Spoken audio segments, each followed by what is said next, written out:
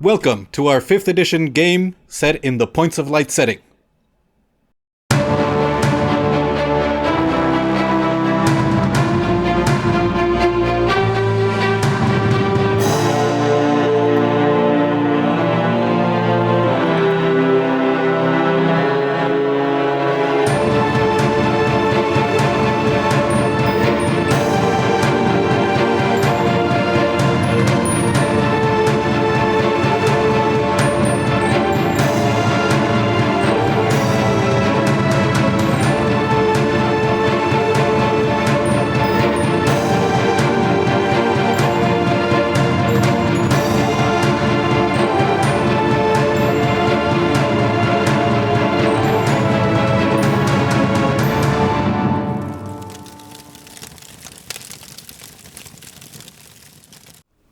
When last we left our heroes, they had left Hammerfast, headed east. With their new traveling companion Lina, on a mission from the Lore Guild, they now had access to tunnels that cut through the Dawnforge Mountains that will save days of travel time. However, as they reach the end of their first day of travel, strange, fake rocks are lining the tunnel, and they hear scuttling noises coming from the darkness. We rolled initiative beforehand. Yeah. Mm-hmm. So, we're going straight to Last session. Lina. Battle music.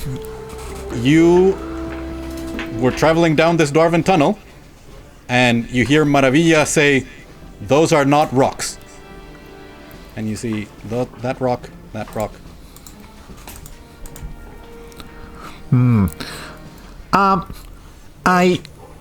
Okay, I'm not that dumb. I'm not gonna... Can anyone play with those? Because I don't want to... I don't want to touch stuff. And I'm going to start looking... Actually, would I remember knowing anything about people inhabiting these tunnels? Or things inhabiting these? They are basically straight lines. If there are branches, there are gates, and then there is a hub of some kind, and those may have places to rest, to prepare food and eat, but in the tunnel themselves, you might meet other travelers heading in a different direction. But okay. This is not... If they were just rocks, then okay, maybe someone was transporting cargo of rocks and they dropped some rocks, but these are not rocks. And if you're looking at them, they do look strange to you. Like, the color is slightly off, like the textures don't match.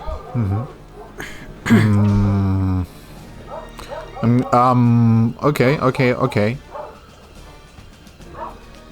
I'm trying to look for something to do here. So, okay, I'm just going to test something here, and I'm going to cast Minor Illusion. I can cast that at will, because it's a cantrip. And I'm going to... I'm losing windows here. Oh, there we go. So I'm going to create around this area. I'm going to create... What's the range on Minor Illusion? Oh, yeah, that's true. 30 feet. So you could do something like there. Like around in front here. of that rock. Yeah. Yeah, that's actually okay. I'm going to create a tiny Johan, really. As an illusion. That's an illusion, yeah. Okay. This is a disgrace! Shenanigans ensue immediately. Sure. So, Alright, let's see what happens. okay, this could be interesting. Does this show in... It does not.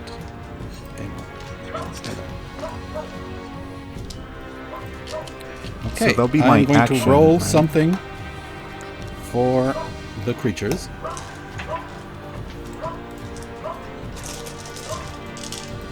Okay.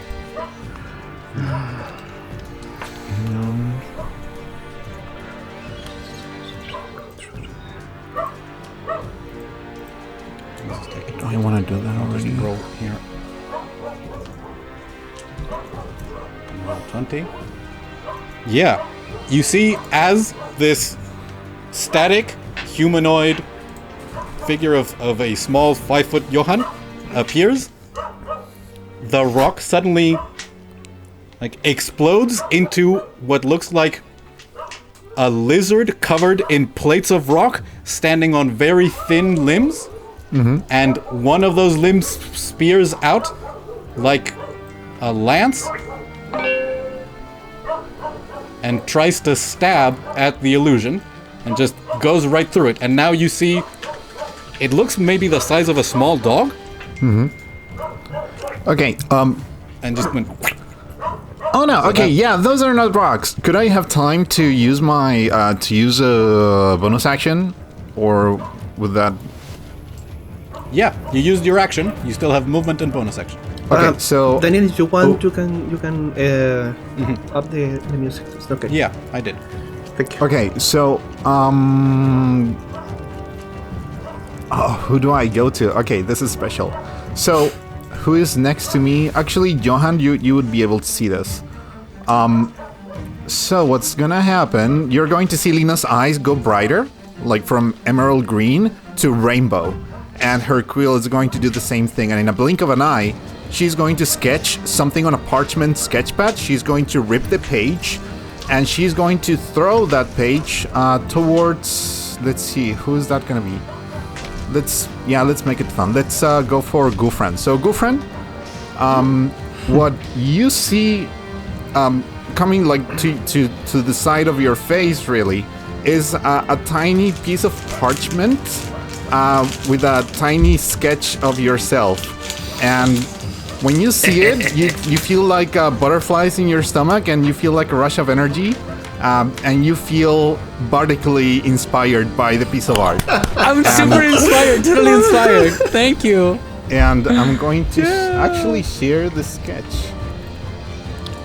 in the group. What? So yeah, give yourself a bardic inspiration. Holy shit! And that's gonna be my turn. That's so cool. Wonderful. So Oh my that is delightful.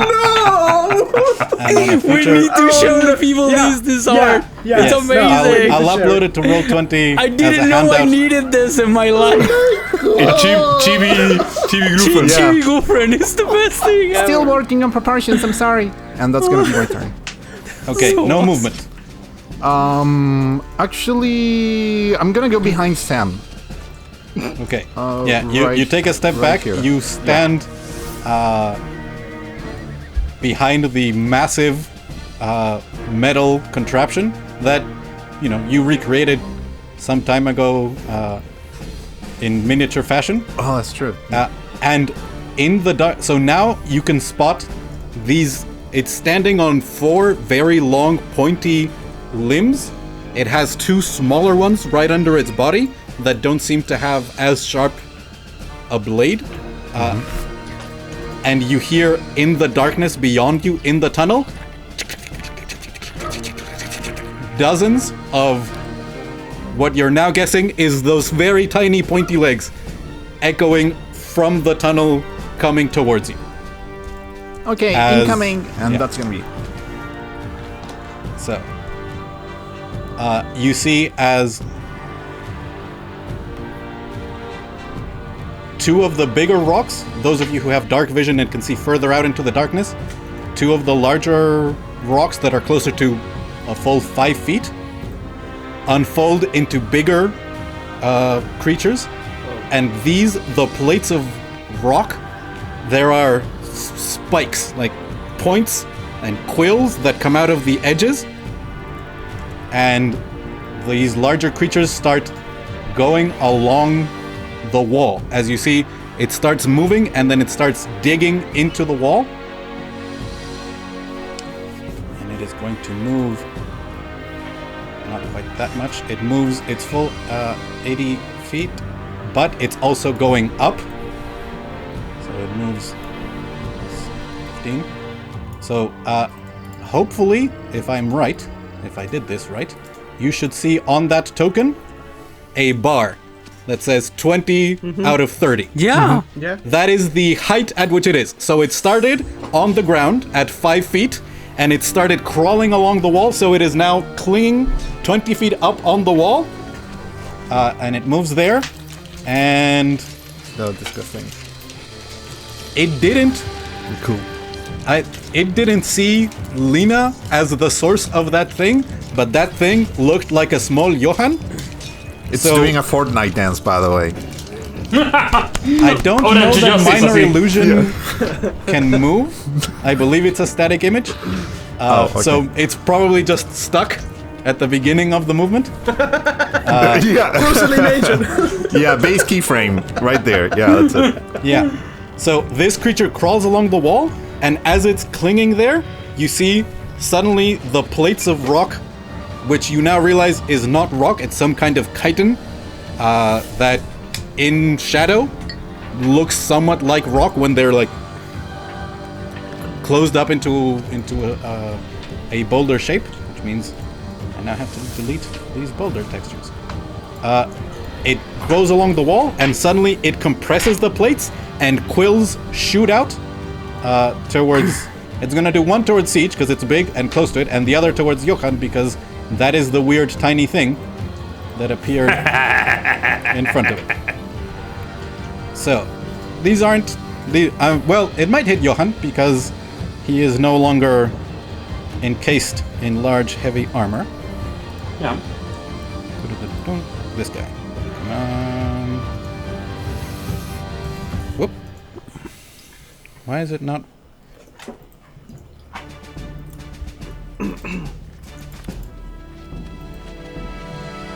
Alas, things are not appearing on Roll20 directly from beyond, so here we go. Oh no! Oh no!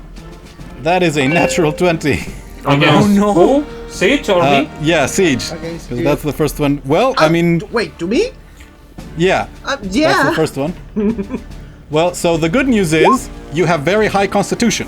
The bad news is you need to make a constitution saving throw as the other spikes headed further away go over Johan's face and clatter onto the ground. Constitution save? Maravilla, Kildav. You see constitution saving throw from Siege. Maravilla and Kildav, you see these. They look about the size of a crossbow bolt. Ooh, yeah, 20. excellent. You don't take much damage at all. And I think you would have had advantage against poison anyway. So I have resistance to poison. yeah. So you only take 5 points of piercing damage as this spike embeds itself in a joint between your metal plates. And you look at it, and there is a faint sheen on it. Like some kind of poison that you realize you didn't even feel it try to affect you. It was completely negated by your powerful constitution. Nice. But then we get this guy who moves, and he's going to get all up in your face, and this time is going to try and stab at you with both of its claws. Haha, you can try. Yes. Do you have your shield up? Nope. Okay. So the 21, does that hit you? Yeah. Okay.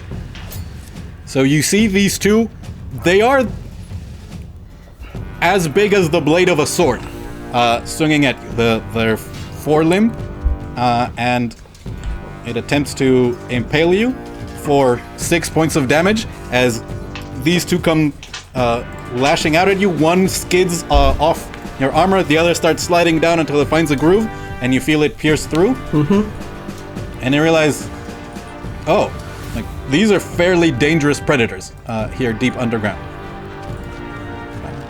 I see that it's not updating on the...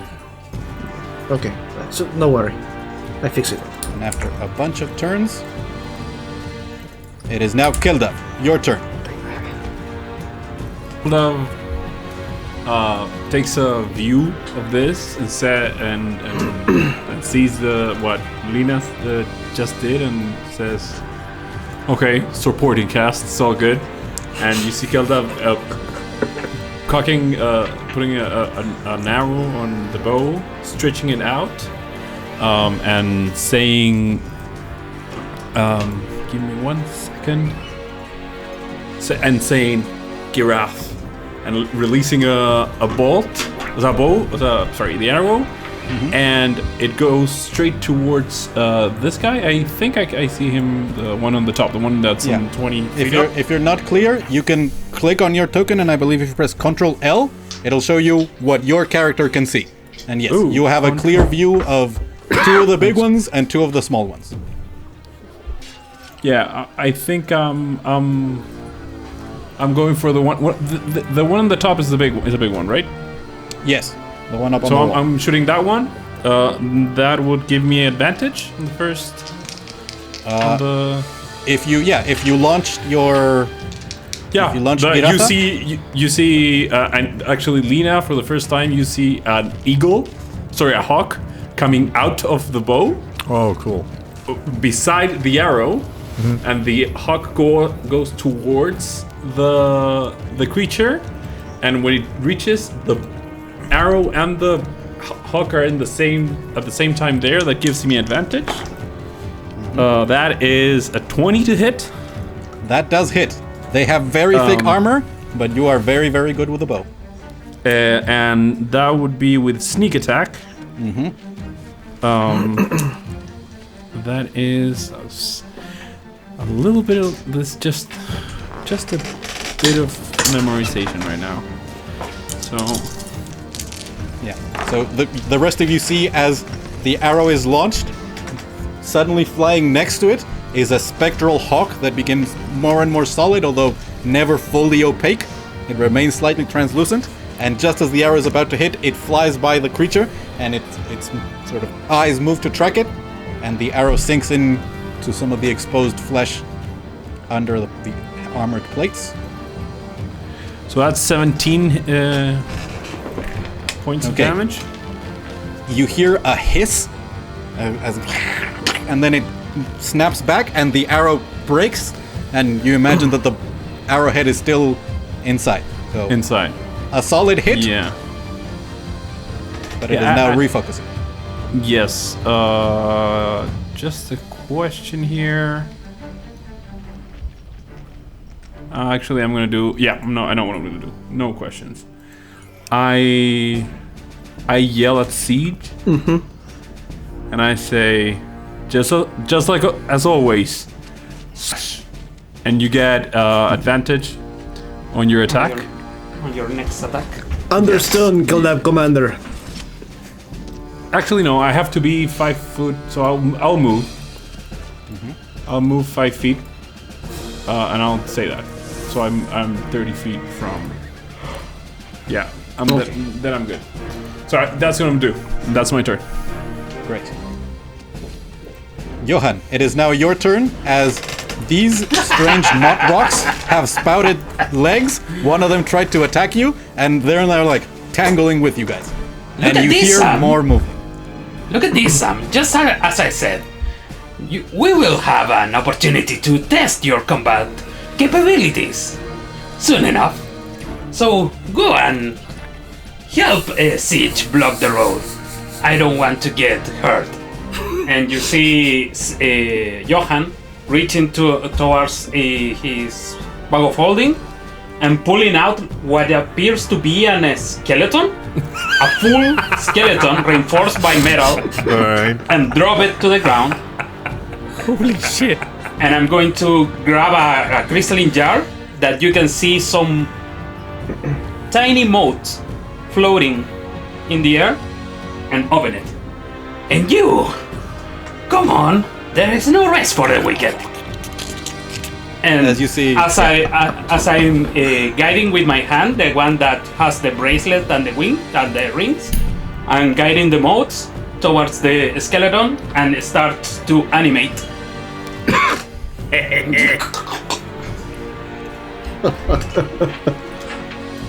Wonderful. Does the undead spirit get to attack the turn that it appears? Yeah. I'm casting it as a 4th level spell, by the way. Ooh. What the Just fuck? to. Because I can. I like it. And I have the stats. And. Come on, Ari! You too! Fuck it, I'm gonna use everything. So yeah, that's. Fuck it, indeed. This guy's like a zoo. That was What is- my what is action. going on What's here? wrong with him? He's like a fucking zoo. So many notes. That was my turn. Okay, yeah. So roll the attacks. Yeah. First goes my undead spirit in skeletal form. So Great Bolt. Yep. 10 plus 8, 18. Just hits. Oh wow! As you see, yeah, necrotic energy form around the creature and get launched. You see as it sort of places the thick stone plates, fake stone, and it splashes against them, and as it is necrotic energy, seeps through. Yeah. So 3 plus 3, that's 6. 10 necrotic damage. You see the skeleton raising like a very elongated arm, a skeletal arm, and shoot it a necrotic bolt. Actually, did I say 10? It's 13 because I'm a necromancer. That does make a difference. Yeah. Okay. 13 damage, and I cast it as a 4th level spell, so another You attack. get another one. Yeah, 18 plus 8. Yeah, that's a lot. 3 plus 1, that's 4.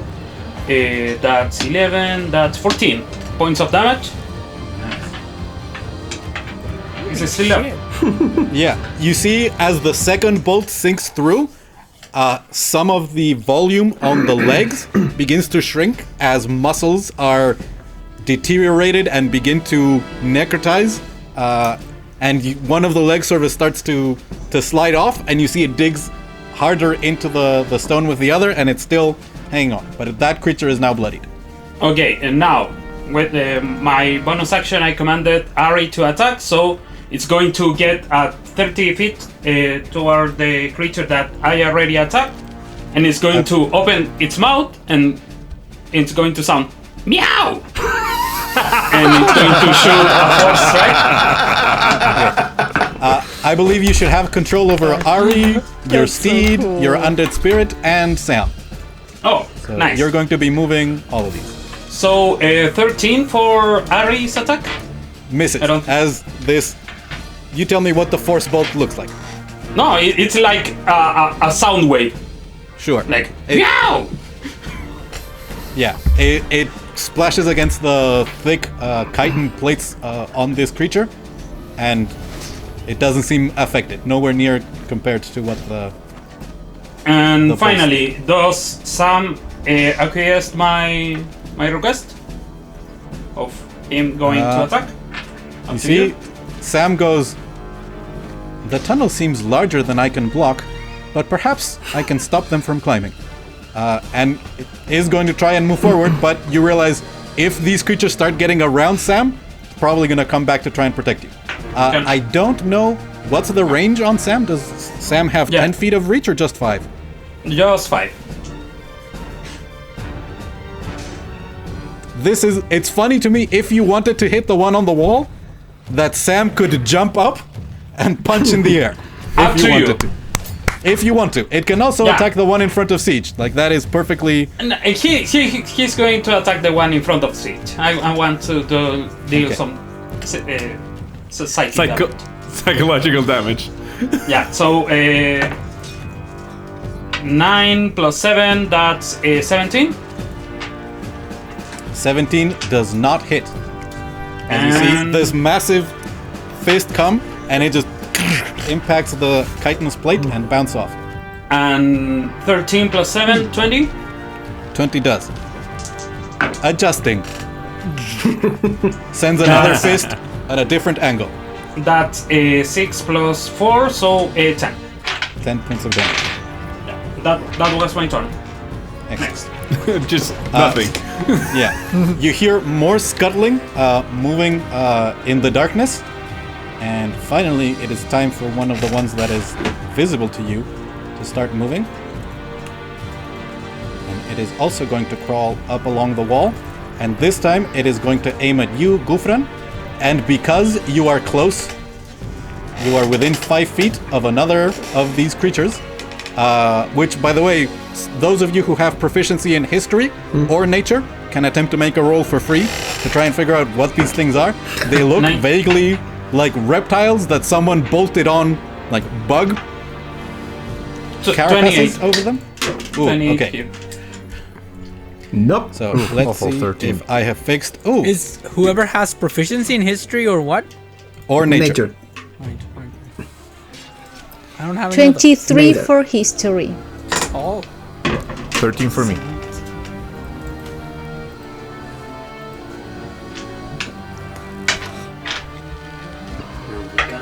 Okay, so I'll get to you when if you got above 15, tell me, and then if you got above 25, which I think it sounded only like Johan, I'll make a note of that as well. All right. Okay. So I'm giving up on beyond 20, and we're gonna do this directly here. So spikes come flying out towards you, Ghufran. 23 for the first one, and 22 for the second.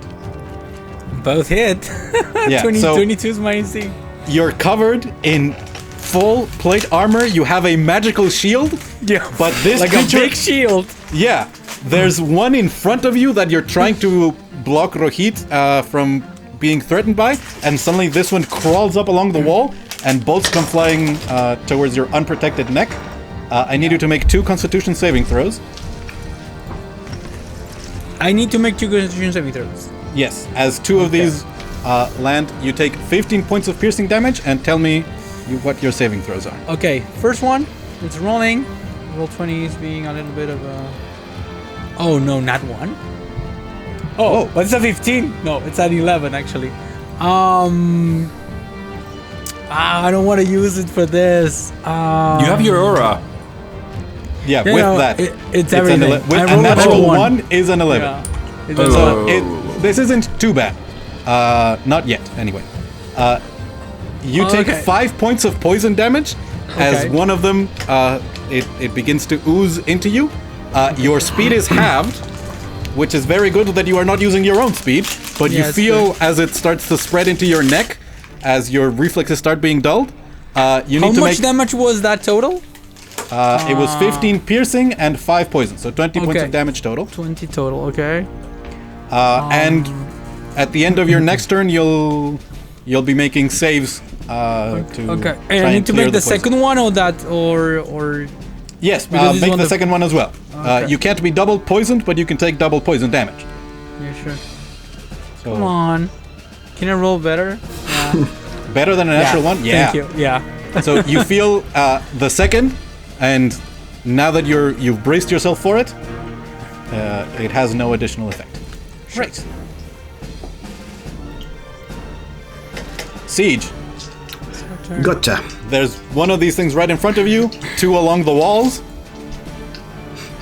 And my allies. and you receive the instruction. Exactly. Diego, remind me, the advantage is for one attack or for the attack on their turn? Just one. Just one. Okay. It's I a, wanna it's a tell help you- action. Can I tell something to Siege? Because he's going first. And we're at the same initiative, basically. I say, leave this one. Go for the ones that are taller. And I point towards the one that are like the ones that are 20 feet up, because those are the ones that I cannot reach, basically, unless I do something stupid. In other words, you say that I attack the one on the wall? This Yeah, one? either one. on the Can ones you on reach the that though? Can he reach 20 feet? I don't think I don't- Siege I can reach 20 Can feet. I? You can. You have You a. have ranged options. Yeah. I mean, yeah, you can do that. But here is the issue. I'm using the axe now, and summon the and do that. It's a bonus action. I would say retrieving it is a bonus action. You can throw it as an It's action. an action. Thank you. Yeah. Yeah. But that means you have just one attack. It's all his ranged option is always 1, unless he uses regular javelins. Exactly. Oh, all right. So okay, I hear Ghufran, and you will see that Siege will around Siege will a small whirlwind of air start to rotate, and finish in a small cold explosion as I rage and activate the frost aura. So every creature that is an ally of me on 10 feet have 3 temporary hit points. Even Now, Ari. this is very important, yes. Yeah, Are Ari is Ari and not. Sam? What about Sam? Yeah, Sam, yes. Ari, no? No, Ari, no. All right. Fuck cats. Okay. Siege is a dog kinda guy. That's why pre-recording I say I'm feeling so bad for this. Okay, so I'm Jose rating. loves cats. Yeah. Siege does not like that That cat in cat. particular. You know, Yeah. you want to know why? Look at our older videos. Yes. So Workshop watches. Yeah. So I'm going to grab the stone spear and throw it using the range ability. Yeah, but Let me. you would get disadvantage because there's a enemy beside you. Disadvantage on the ranged attack, but there is also a line effect. Yes, I'm not pointing. This is the Okay. stuff. I'm not pointing to him. I'm pointing to him. I know, that's what I'm This saying. one. Yeah. I know. So that's But range. I know. All range he- attacks has disadvantage as long you have an enemy beside Yeah, that's you. what I'm saying. You need to Yeah. move away from You could the al- enemy. yeah, you could also take a step back and launch it. Yeah. Okay, but do I get attack opportunity? Yeah. Yes. Yeah. But you are now raging. It's up to you. Fuck it. Sure. It lashes out at you, but you are sturdy. Go ahead and make your. It's a Constitution save or attack? No, it hasn't hit you, and Oh. it's going with its claws, which are not the toxic spikes. Oh. Okay. What? Another one. What? I can't help you with that. Listen, I was not rolling this well in my simulations. Okay. Wow. Well, good thing is you're raging. Yeah. As you cow. take a step back and suddenly you feel a pain in your leg and you look, and as you're stepping back, your leg is pushing off a spear basically that had gone all the way through your leg, and you push it back and you see a small trickle of the fluid that flows through your limbs begin to spread down your leg. Metal wound. It's not a flesh wound. So, correct. Such a good difference. And you had 3 temporary hit points. So really those 19 are halved to 10, and so really your 3 temporary hit points and 7. So 7. Question, that's included the poison damage? there is no poison on their limbs. Okay. 82, let me update here. Because I don't know why it's not updating automatically on 20, 82. Okay, yeah. So now I'm going to do the special attack of the spear. What's the spear? Why is it not showing anything? Okay. Display. He's displaying. Okay. Yes. So it's let me see. There's a lot of time that I haven't Dexterity used saving this. throw. Yeah. And this looking for all the. Sorry, make there your is a- attack roll. It's an attack roll. And I I can't. will make the dexterity save from this creature. No, okay. 2d6 plus 5. Oh, come on. So go ahead and you also roll the 2d6 for the dexterity save. Well, 7. 2d6 plus 5. You roll roll damage twice, because it's taking the damage from taking the range attack and the line effect. Gotcha. Ooh. Yeah, much better. So, Siege. Such as an action. Sorry, I'm rereading the Yeah. spear. It has been weeks since you were in combat. In Hammerfast, if you were carrying a weapon, you were carrying your flaming battle axe. It is of dwarven make, quite possibly made in Hammerfast itself during the long decades that you were in stasis in that city. Your Storm Spear, on the other hand, is a much cruder, essentially a sharpened piece of rock that, because of its origin in the elemental chaos, had reacted strangely with your core and taken on additional properties. The rest of you who have seen Siege do this before, remember sparks dancing around a stone weapon and then disintegrating in a blast of lightning like a thunderbolt, hearing the crack of thunder, and then the weapon completely dissipating, somehow vanishing into the ether until Siege formed it once again. This time, as it forms, it pulls in the mist of the aura that protects Siege's allies, and you see, instead of sparks, there are tiny white flakes coming off the spear, and when he launches it, it's frost and icicles forming along the path, and you hear not the peal of thunder, but the cracking of an iceberg as it impacts, and a flash of cold is left on the side of the wall. And with that, with literally 21 points of damage, the creature is frozen. You hear as spikes of ice shatter through, and it falls down onto the ground, limp and dead. Target eliminated. Nice. End of turn. That's cool. Yep. Also, Stitch will say a second later, that was unexpected. That's good. So that is Siege's turn. Hold on. Yeah, you still have movement. Yeah. So it's 5. And the one in front of me just attacked me, right? Yeah, it has only taken a bit of damage from one of Sam's fists. Which, by the way, you hear Sam go, "Good one." Thank you.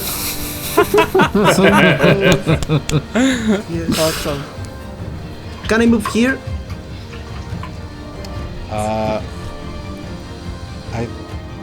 Yes. You would be sort of squeezing around Rohit. Actually, you might even have enough movement to go all the way around. No, Gotcha. not quite. But yeah, you can sort of squeeze by Rohit. The Kruthik already hit you once with an opportunity attack, so it's not going to hit you again. Okay. So I'm going to be there. That's the end of my turn. Don't put in front of Rohit, please. Don't block the way of Rohit. I want to do something cool with it. Oh shit. Sorry. Sorry. Sorry. No, sorry, my part. I should have told you.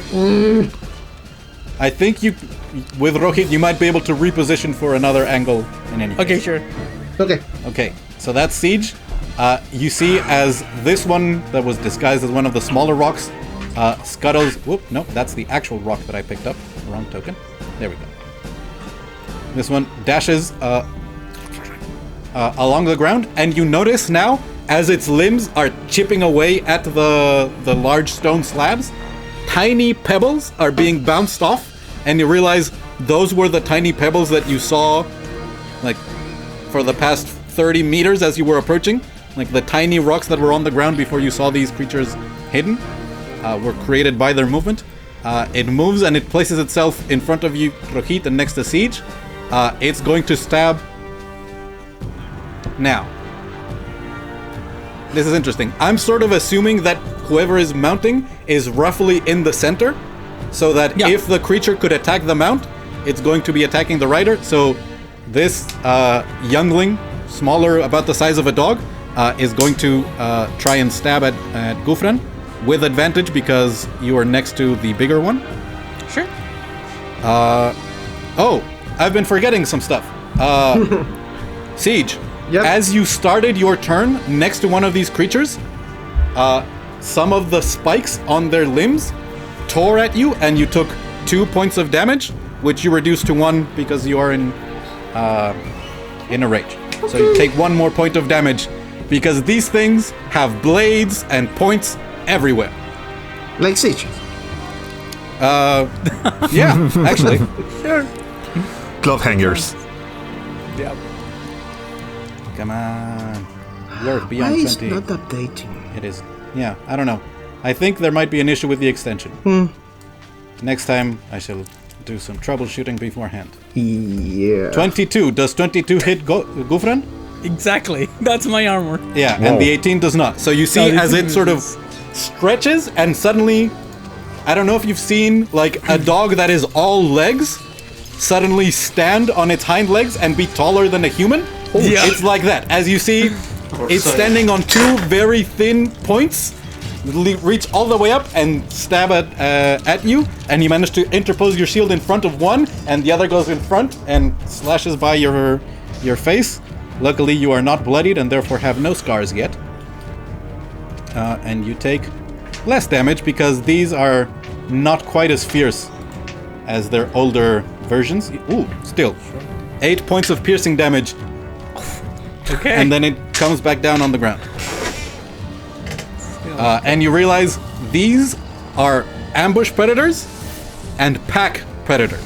So being surrounded by them is like, yeah, they have pack tactics. Sure. And yeah, Ghufran, it is now your turn. You take 2 points of damage from beginning your turn within these creatures. And Rohit also takes 2 points of damage, but Oh no! she has lots of temporary hit Don't points. you hate assholes? Rohit It's had just the like temporary they're hit not too. trying to hit your mount. It's just they are covered in so many Hit me everything dangerous they want, surfaces. but don't hit Rohit. Rohit is off limits. Okay, sure. But it is now your turn. Do something It has cool. a name, it cannot die. Yeah, this is what I'm gonna do. I want to ask you a question first, as a DM. Mm-hmm. If I were to be attacking one of the 20 feet high, Mm-hmm. if I'm riding Rohit, can I stand up on top of Rohit and attack it from there? Because I'm 6 feet tall, like Yes. Ghufran, I mean. Yes. I'm 6 feet tall, and Rohit is like, I would imagine like, I don't know, another like 5 Yeah. to 10. So Here's it would what be I- like yeah. 15. If you were a rogue, I might ask for an acrobatics check. Sure. But as a paladin or a fighter, with proficiency in mounted combat, riding a celestial steed that you can communicate with telepathically, there is no problem. You feel as Rohit widens her stance to stabilize you even more as you stand in your saddle. To the rest I'm of you, it not looks like... gonna stand there. I'm gonna stand Yeah. up yet, but this is what I'm gonna do then. Okay. I'm gonna say I'm gonna like lean on Rohit a little bit, and then I'm gonna turn around, and then I'm gonna say Yahaba Yahaba, and I'm gonna cry. I'm gonna turn on the lightsaber. The lightsaber, no. That's a copyright strike. That's a copyright strike. Yeah. Copyright, like It is a light sword. yeah, light Not a sword. saber. And I'm going as I'm crying this like kind of a war cry. I'm going to use imperishable charge. Wonderful. Which is one of the special abilities of Rohit. That now the antlers start burning with a golden flame, and Rohit gains resistance to bludgeoning, piercing, and slashing damage until the end of its turn. Doesn't provoke attacks of opportunity, and now can move to the spaces occupied by enemy creatures, and whoever gets touched by Rohit has to make a saving throw or they get hit. Yes. And I'm basically gonna make like a sort of like a right attack. Like I'm gonna show you with the first with the thingy. I'm gonna go like this way, this way, this way, and then I'm gonna dash with Rohit, and then when I'm coming to the end of the move here, then I'm going to stand up and attack the creature 20 feet high, 2 strikes at it. So that's I gonna be don't know if Rohit can do the charge and dash, but with that momentum, you can leap off of Rohit and make your attack in the air. Awesome. And you will end your turn down on the ground. Okay. Might take a bit of falling damage. We'll see. Depends how well you roll. I don't care. I think it's cool enough. This that is very cool. Yeah. As the rest of you see, these what had been just faintly glowing like embers that barely maintained their glow at the tips of the antlers of this celestial creature blaze with light. I forget what exactly the ability is. I have to make some dexterity saves, or do they just take damage? No, they take. They have to make a DC 15 strength saving throw. So Ooh, strength basically, saves. Not great. yeah, Rohit goes basically this way, through these two, then this way to the corner, come back So here. we're talking 4 strength saves. Okay. Yeah, And and then all then at he's the gonna same turn time. around. I should be able to do this.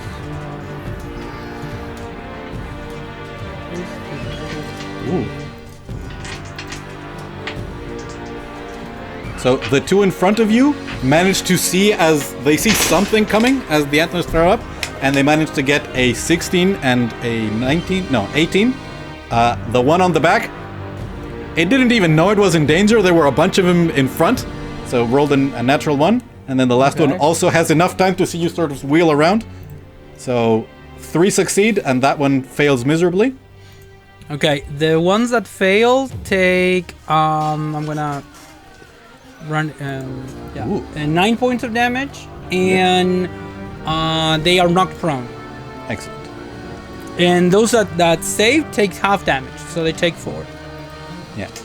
You see, as they try and sort of dash out of the way, they're knocked off. And as Rohit is like finishing his run basically in this situation, and then I'm going to stand up and jump from the saddle and like basically take 2 strikes at the creature 20 feet above me with the Lightbringer. So come on, we've seen a lot of 20s. I want to see an at 20 now. Okay. I think I'm not in the 19? mounted combat rules. Yep. Yeah. Yeah. Go ahead and make. And 19 for the first attack, and the second one is 20. Yeah. Both hit. Awesome. So this is the damage for the first one, and I don't know why it rolled so many dice because it's not that many. It's supposed to Probably be... rolling one-handed and two-handed at the same time. Oh yeah, does that. It's the one-handed, so it's 11 points of damage. I think the first one, and the second one. Yeah, 28 total. Excellent. And make a dexterity acrobatics check to see. Yeah. So, can I go for athletics instead of acrobatics? Not to reduce the damage, but Okay, it's sure. going to be very little. It's going to be 1d6. No, it's okay. I'm not really good at these. No, that's an 8. 8. And the second attack is, I think it's there as well. Yeah, It's, 16 damage. 16 damage. So, yeah. And now I'm on the ground here. Yeah, you land heavy as you put everything into making sure both of those impacts hit. Yeah. And they were solid hits as the blade impacts along the heavy chitin plates of it, but still manages to sear through, and you hear bubbling of flesh as your sword cuts. You take 3 points of bludgeoning damage as you land, Sure.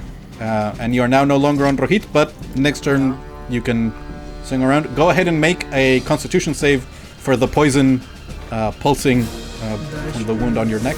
Come on. Yeah, that's what I'm talking about. Yeah. Nice. That's a 30. Wonderful. For the next one. Yeah, who's next to you? Siege, you see Yep. as veins that were beginning to blacken on Ghufran's neck, they glow with an inner light, and they heal completely, and the spike actually like falls off and clatters to the ground next to Ghufran. Great And auto I repair. mutter like Lahaba be praised, and that's gonna be the end of my turn. Wonderful. The creature who managed to take a bit of the hit is quite freaked out at this suddenly happening. It's going to crawl past Rohit, seeing you on the ground, and is going to stab at you. I don't believe it has advantage because they are not within... 5 feet? Yeah, the other one's too high up. It's not. You're not within 5 feet of the big one. And I'll be honest, most of the importance of the little ones is to give advantage to the big ones. That's the main thing that they do. Makes sense. Ooh, 17 and 9. So No. what would have been a powerful hit, yeah, glances off your armor.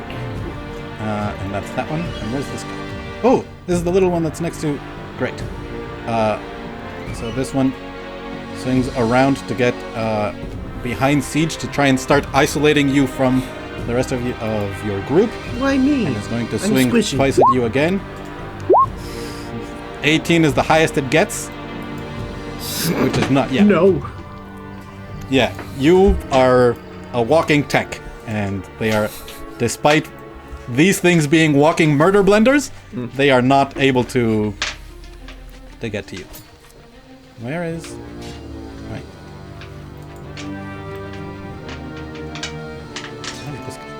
I have so many of these little things that I We are so Whoa. many. These guys got... Yeah, so you hear scuttling in the dark as these creatures that had... Actually, you see it come out of the darkness because the little ones move really freaking fast. So some of you may see it appearing from the darkness. There we go. And now, where's this other one? That one? Yeah. Maravilla. You went... I don't think those rocks are real. And Lina went... Illusion! Chaos, murder, magic, and you just saw Ghufran be really, really cool.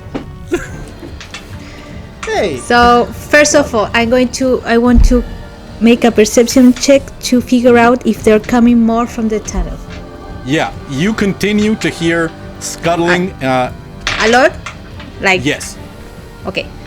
Second, which one of them are on the roof? Now there's only one. That I don't know if you can see. Yeah, I think you can. It's the one above Ghufran.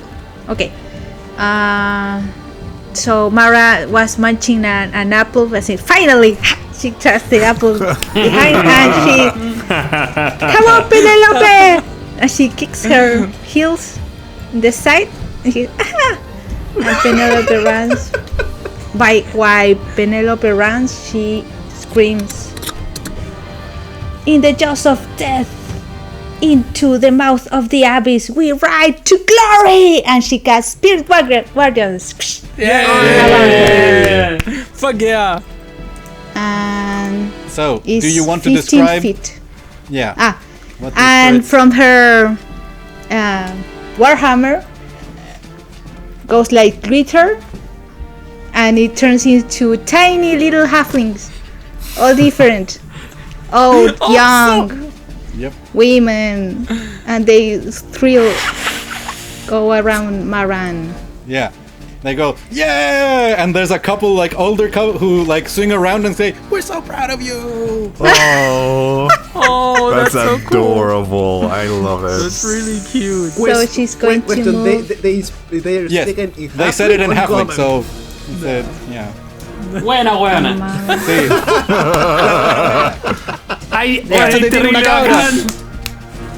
And and you see all she's- these little halflings and, yeah! and Spirit Guardians. So Spirit Guardians are and I cast it in third level. Okay. And spell slot Spirit Guardians. So it says Yeah. On their turn, the ones that start or enter the area will have to make wisdom saves or take damage. so Now, that was your action. yeah. Penelope will move without you having to tell her. She You can still have ram. your bonus action. Yeah, to... Penelope, attack! And she rams this tiny guy. Great. So go ahead and make the attack. Or is it a So, save? I don't charge. know. She charges because she's 20 feet running more than that. And she rams. So she can make an attack. Yeah, 6. as the horns come down, and much like the behavior you had yesterday when you first met Penelope, except this time, it's going to impact. I hope. So she attacks with a 20 Hits. Okay, so since she rams, she charged, so she makes 4 plus 2, 4, 5, 6, 7, 12 in total. Okay. Blunder, ramming damage. That's it. Yeah, as it impacts, and you see This one. this, standing on spindly legs, you see as Penelope impacts, the legs go almost impacting into Siege behind the lizardy thing. You had rolled either nature or history, right? Yes, 23. Which one was it? History or nature? History. History. As you impact, you see these lizard-like things standing on blades. You recognize these. These are Kruthiks. Krutthik. And they are very much not a natural creature. These were created by experiments in Baal Turath, where they were taking infernal secrets and infusing them to create new and dangerous monstrosities. But basically, they could not control what they had created. They had taken powerful drakes, like ambusher predator drakes, and modified them and infused them with infernal energy. And suddenly, these things were powerful enough to start digging through earth and rock. And they dug their way out of their cages, slaughtered the Turathi people who had bait them, and escaped into the underground. And these are very much like a termite infestation, but for stone and people. So, if you spot one, they breed fairly fast. They can go through walls. They don't dig through metal, so the walls of this place are protected. And you have a moment of thinking, like, why were they pretending to be rocks atop the stone slab instead of, like, in holes under? And like, there's some that have been like crawling on the ceiling. Like, why are they doing that instead of like actually digging through? So, yeah. If you see this here, yeah, you can hear that there are more, and probably there's a nest somewhere. Okay, this guy, did he die or is still living? It took a decent hit, but that was the first hit it had. Oh no, Rohit had done, I think, a little bit of damage to it. But it's still around. Yeah, these are so he has to very, make very hardy.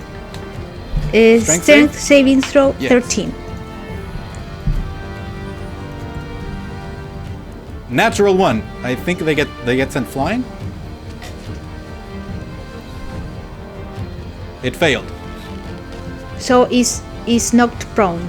Oh, great. Ooh! Yeah, makes sense. It got knocked off its legs, and it is now lying on the ground next to you, Siege. There.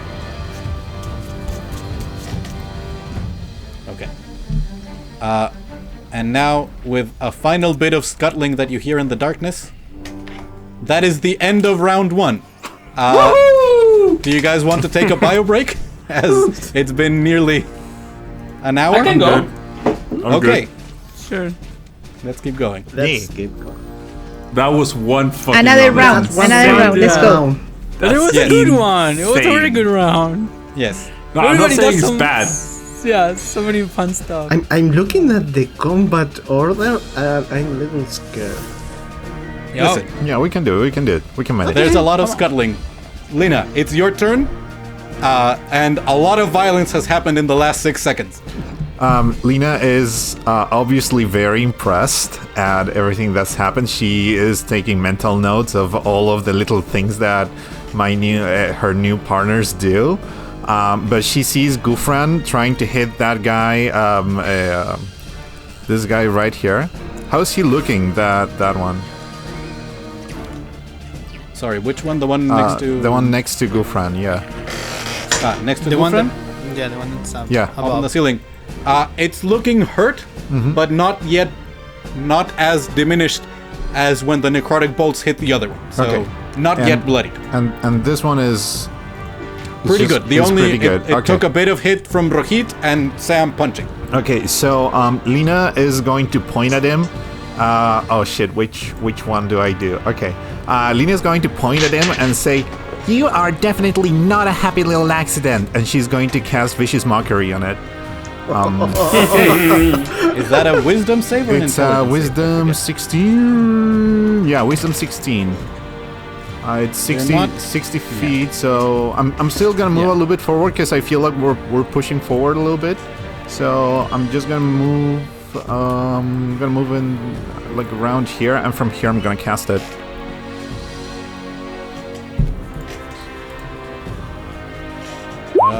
That is a 10, so go ahead and roll the damage. Yes, 2d4 and has disadvantage on next attack, so that'll be 7 damage, Wonderful.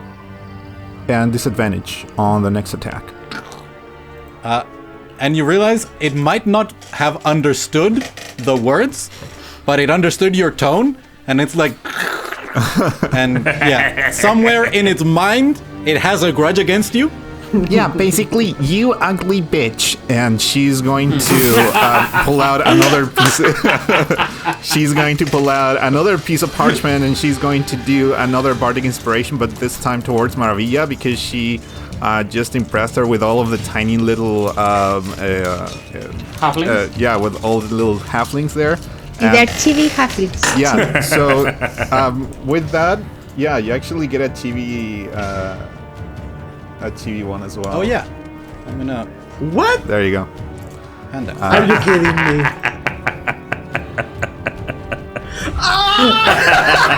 I love it.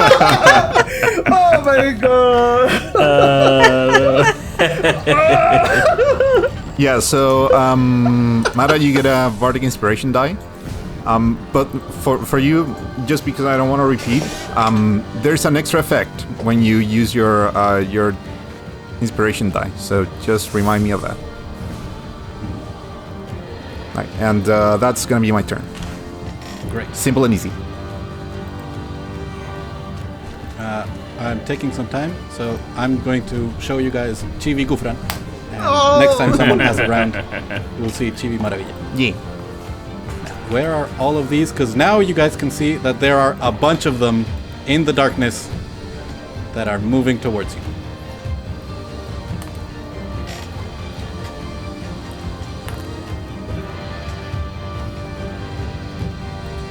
How many are those? Wait, one.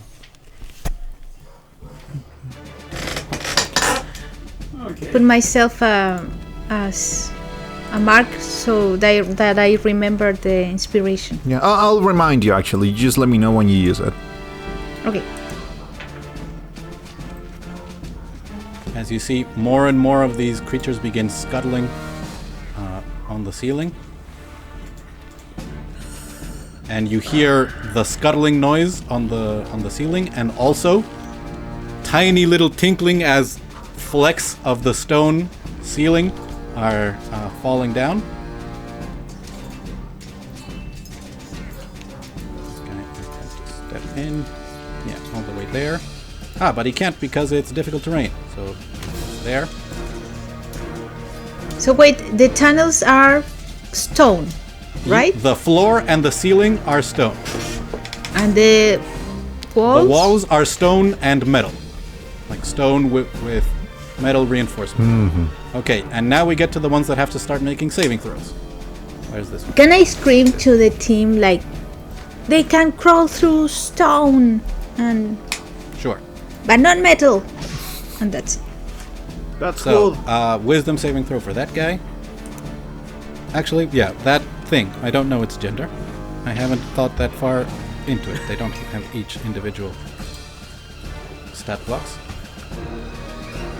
Come on, wisdom saving. Ooh, not great. Hey, they're showing up for a 5 total. Go ahead and roll your Spirit Guardians 14. damage. 14? Ooh, okay. As you see, these creatures start scuttling in, and one of them that's next to you, Maravilla, turn towards you.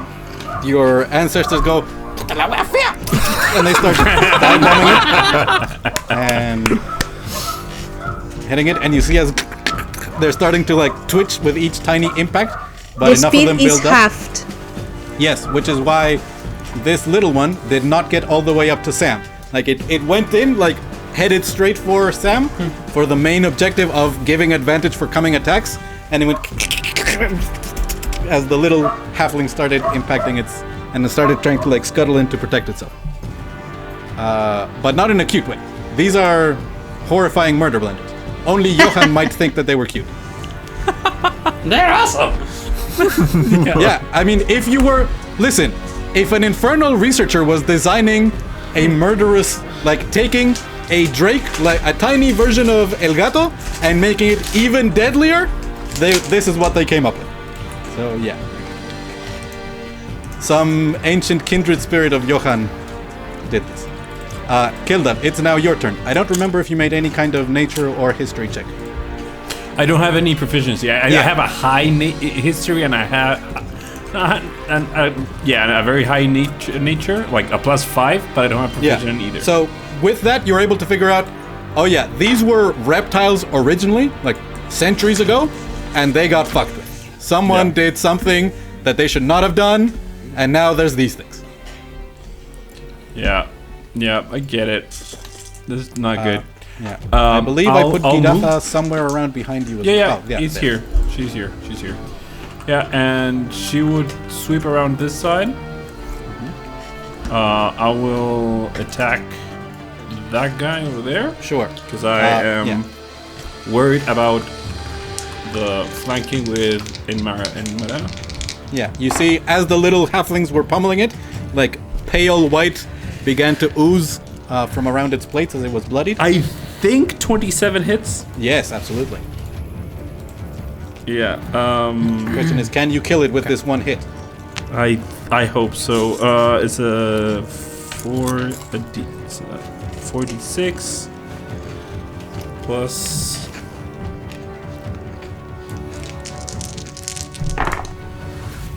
Oh, no, not that good.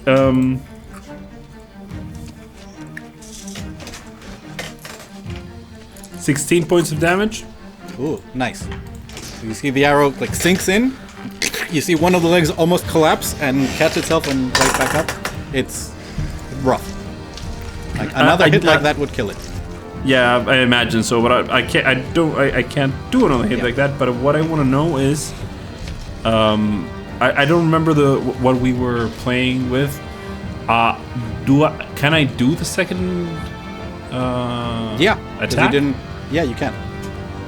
Okay, just double checking. I will once again. With your longbow expert feat. I was just double checking. I'm not gonna hit him right now, but I will tell Siege. Once again, aim at the body is the center of mass. Don't get distracted by the legs, and you get another one more time. You get the help action for your attack, and that would be my turn. Is that for everybody or just for No, Siege? Siege. It's just Siege. Siege. Just Siege. Cool. Yeah, ranged help action because Keldav might not like being called commander, but he's a mastermind. Johan, it's your turn. You had what kind of check had you made? 28 history. Yeah. So you know, not only were these created by Baal Turath, I am actually going to open a old 4th edition magazine that has pages and pages of lore to see just how much of it I now tell you. You can share it later. Yeah.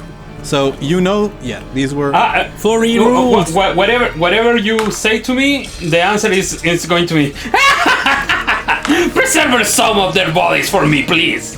And you see, Johan pulls out from the bag of holding some kind of, I don't know, armor that puts on the forearm, grabs a vial, jamming into it, and gonna point with its hand and gonna shoot a fireball.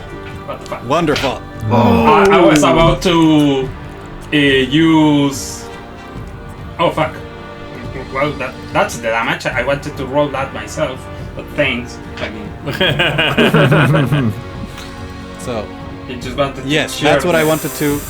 Okay. I assume you're. So here's what you can do.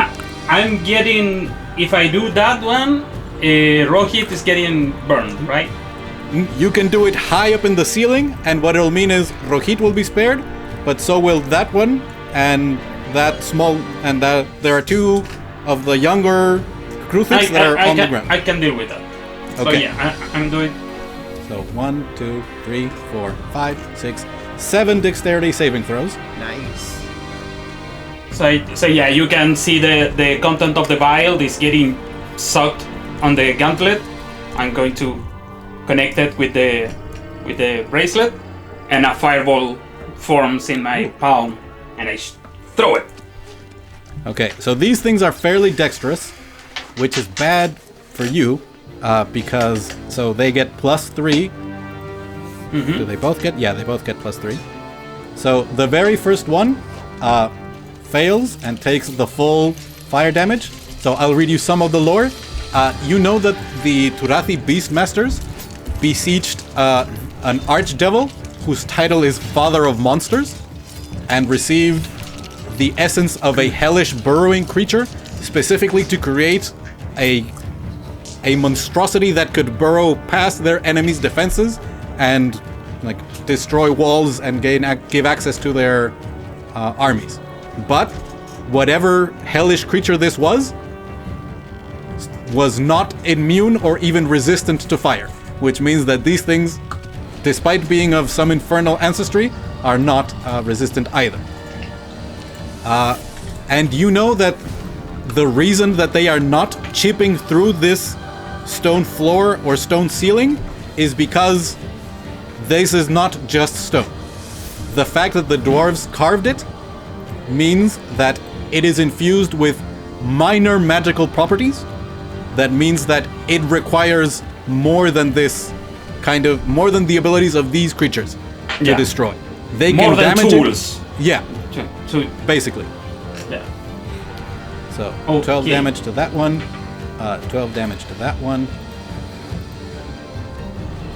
So far you've done 48 damage, and I'm only counted 3. This one also fails, so it takes the full 24. So you can start keeping track of that 48 and 72. Natural 20, still takes half damage. So 84. Are you making my saving throws? No. No, It's for the these are for fireball. the fireball, Okay. which was 7 of them getting caught in the blast. So 13 also fails, another 24. You're now over 100 points of damage. So yeah, somewhere around 120 damage dealt as you guys, and in fact, I had this prepared. I thought you might do this. This is what you guys see. A massive explosion of fire engulfs multiple Kruthiks. Awesome. I love that you have the you see, asset, dude. As they are clinging to the top of the roof, they are buffeted by winds as this magical fire appears and then vanishes. Ghufran, you feel the wave of heat pass over you and deal no damage, but they are left charred in its wake. And I your think friends actually resistance. Ghufran would put like a face of like, oh, that's nice, you know, kind of Yeah. enjoys the warmth. Remind yourself in the opening. Phantom Steed on 2 legs. I'm going to move and then do my bidding. Go! And I'm saying them that spirit to attack. So that's a 19 for the first one. That hits. Which one are you attacking? 20 for the second one, and this one is still alive, right? Yes, this it's one is prone, still so alive. you'd have had... On this one, you would have had disadvantage. And this one is still alive. Correct. Yeah, toward that one.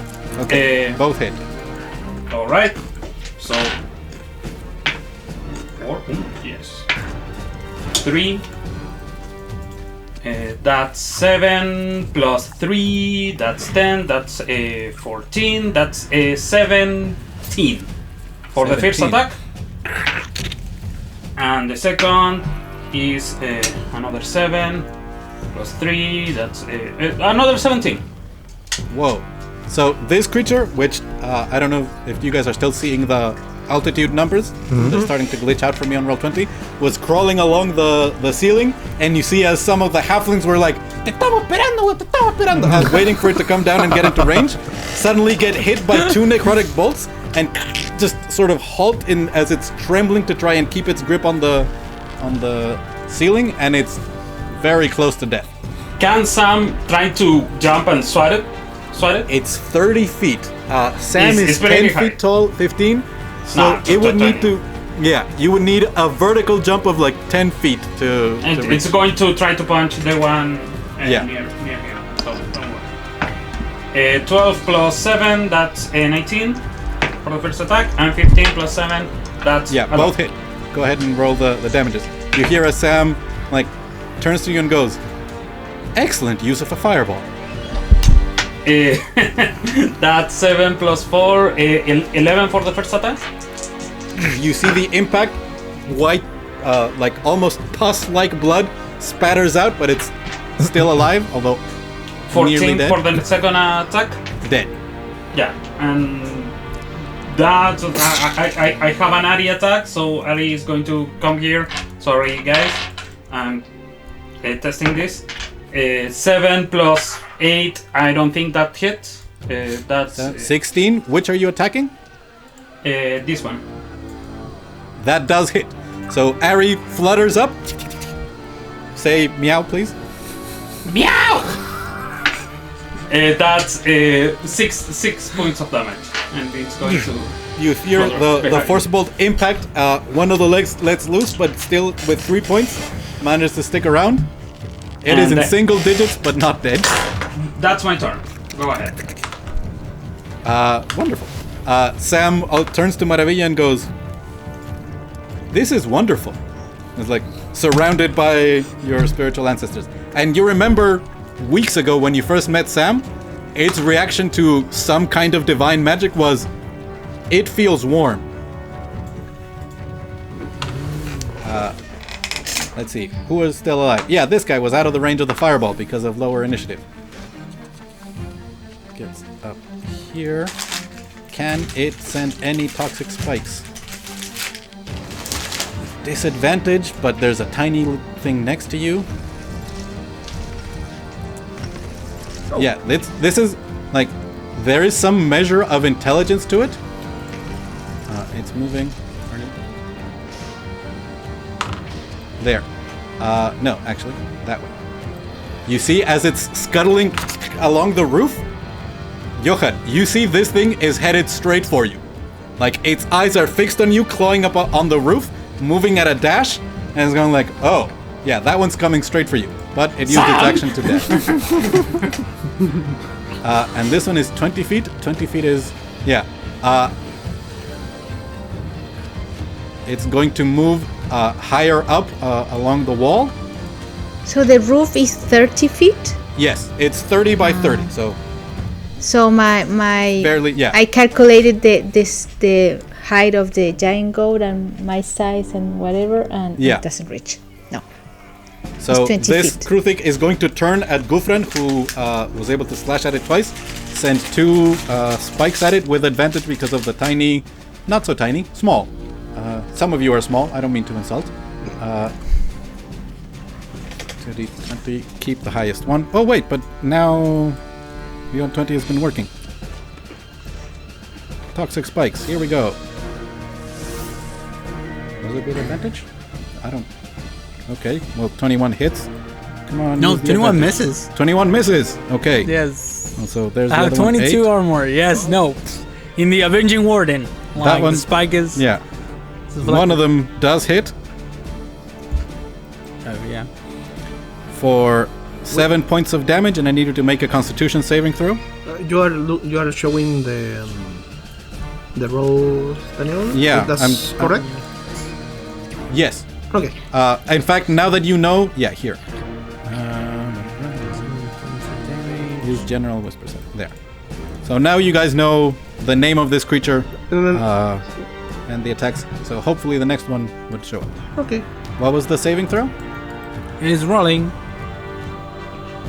And I roll another net one? Whoa. What? Well, let me check. Let me check if it is Yeah, real. Yeah, that's a because- 91.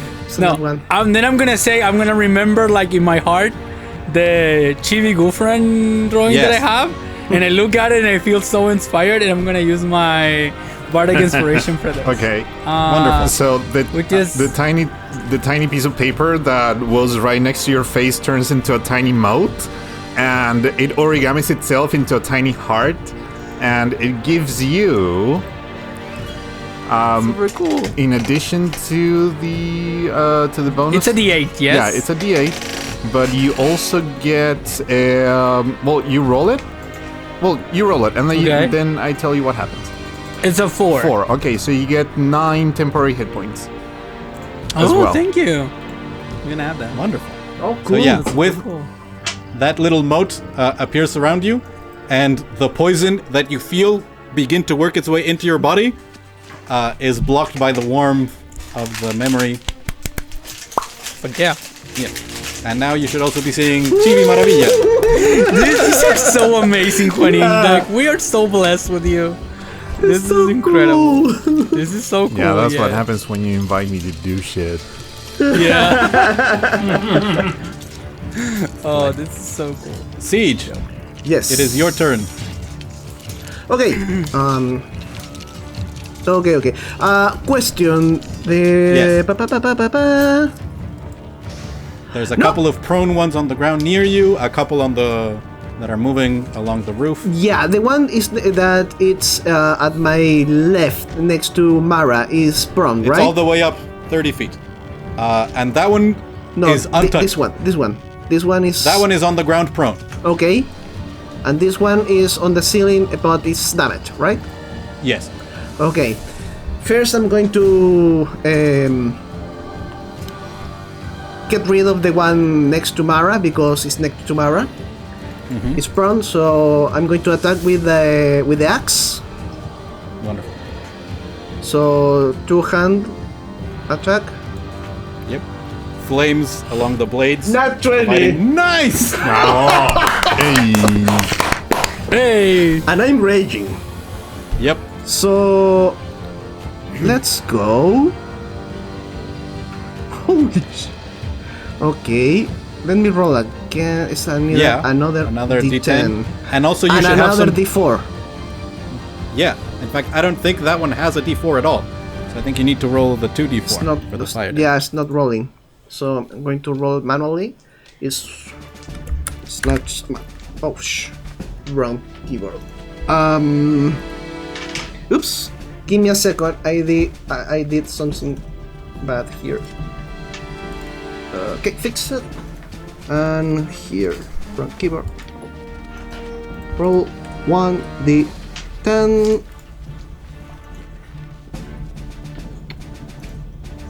Plus 1d4.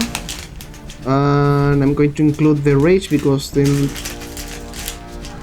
wasn't included before. 14 total, so 11 plus 14, so 25 damage total. You bring your flaming axe down. You cut through the plates of chitin, sear the flesh behind it, and you release. And the creature is very, very nearly dead. Literally single digits. It's not dead yet? Nope. Second strike. Are you sure? Yeah, you added. Yeah, go ahead and roll again.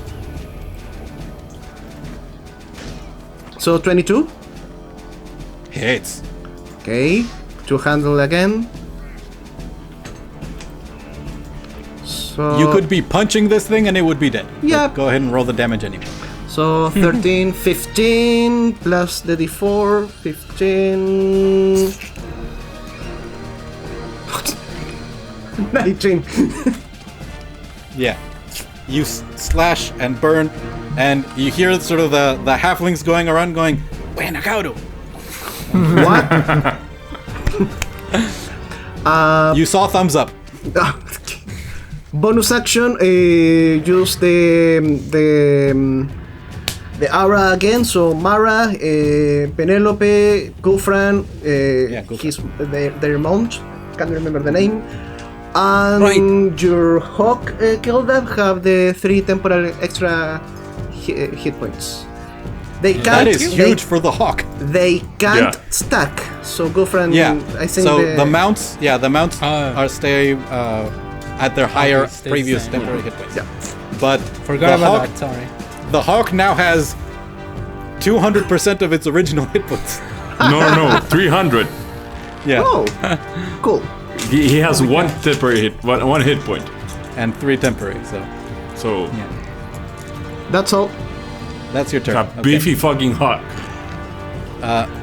This Kruthik sort of clambers up, uses half its speed to get back up, and then still has 25 movement, and even with the difficult terrain, manages to get in front of Sam, but is now going to have to make a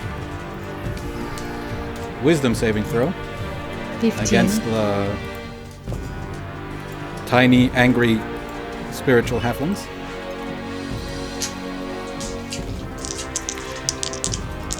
Fails. Go ahead and roll the damage.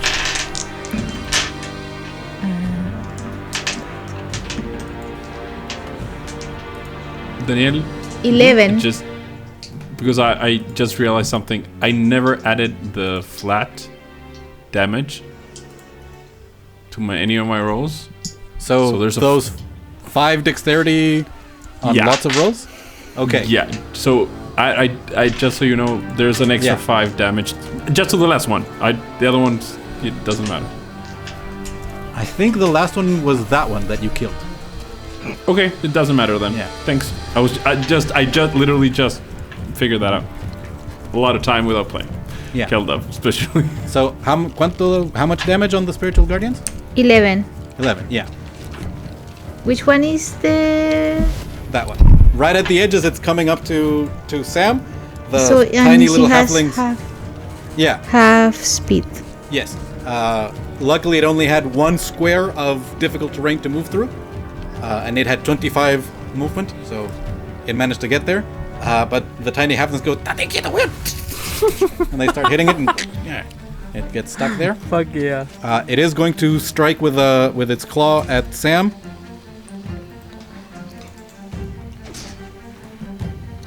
$17. Does that hit? I think just hits Sam. Yeah, it's just haste. You're mute, Alejandro. 7 damage, and the other one 7 damage, okay. 12 misses. So, in Siege, you hear like a sound that to you is slightly familiar, of like these things piercing and scratching metal. But then there's when it hits the wooden core of you, it's dense. Here it's almost like and like it went through, and then it retracts. Is it safe for me to use the health on the token? Or do Yeah. you need that number? No, use it on the token. Okay, minus 7. It only influences there. And actually -4 because it had 3 temporary hit points from Siege Okay, being nice.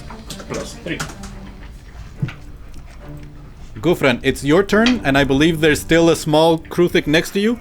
So Yeah. both you and Rohit take 2 points of damage as spikes everywhere Shit. hurt you. Okay. The red bar is the temporary hit points? Yes, because most of you don't need multiple elevations. We might change that with Lina, depending on how she wants to use the broom. Yeah. And I have 9 temporary hit points from Lina's inspiration. So now I'm gonna have 7. You're muted. You're You're mute, muted, Elena. Oh, sorry. I said that I have... Okay, so I had 9 temporary hit points, and now I have basically 7 because of the damage that I took. So I think in this case, what Ghufran is going to do is... considering this, I think I'm gonna go ahead and attack the creature on the ground with Lightbringer, the one that is next to me. Yeah. Because all the other ones are high up, and I don't think there's any other that is like 5 feet off the ground. Is there? No. There's a tiny one There's in the other That side one, of the 5 yeah. feet, yeah, and then the one next to you, Yeah. and Okay. even the ones that are coming along in the tunnel, they're like up Yeah, on the roof. they are like up in the ceiling. Yeah. So I'm gonna hit this one first. The one that is next to me. Lightbringer. Come on. I have a guide me. Yep. That hits. I think that's 24 Hits. and damage. And come on, the damage. Yeah, it's pretty good. I think that's is 12. 12. Yep. Is the creature still alive? Yeah. The only damage it had taken was Rohit's charge through, and it had succeeded Okay. on that save, so it hasn't taken much damage. So yeah, I'm gonna attack it again. So Bring the glowing blade back around. yeah, to the back around. That's 16. Does that hit? Because it's one of the small ones, that does Yeah. hit. Awesome. No. Plates are not as thick. which means they're more agile, which is why they're faster, No. but not as well protected. Although, by the way, 16 is wearing chainmail. Like, that's great Yeah. armor. But you guys hit Like Another 12? nice. As this time slashes through, you hear sizzling and popping as the flesh under the plates begins to diminish, and that creature is bloodied.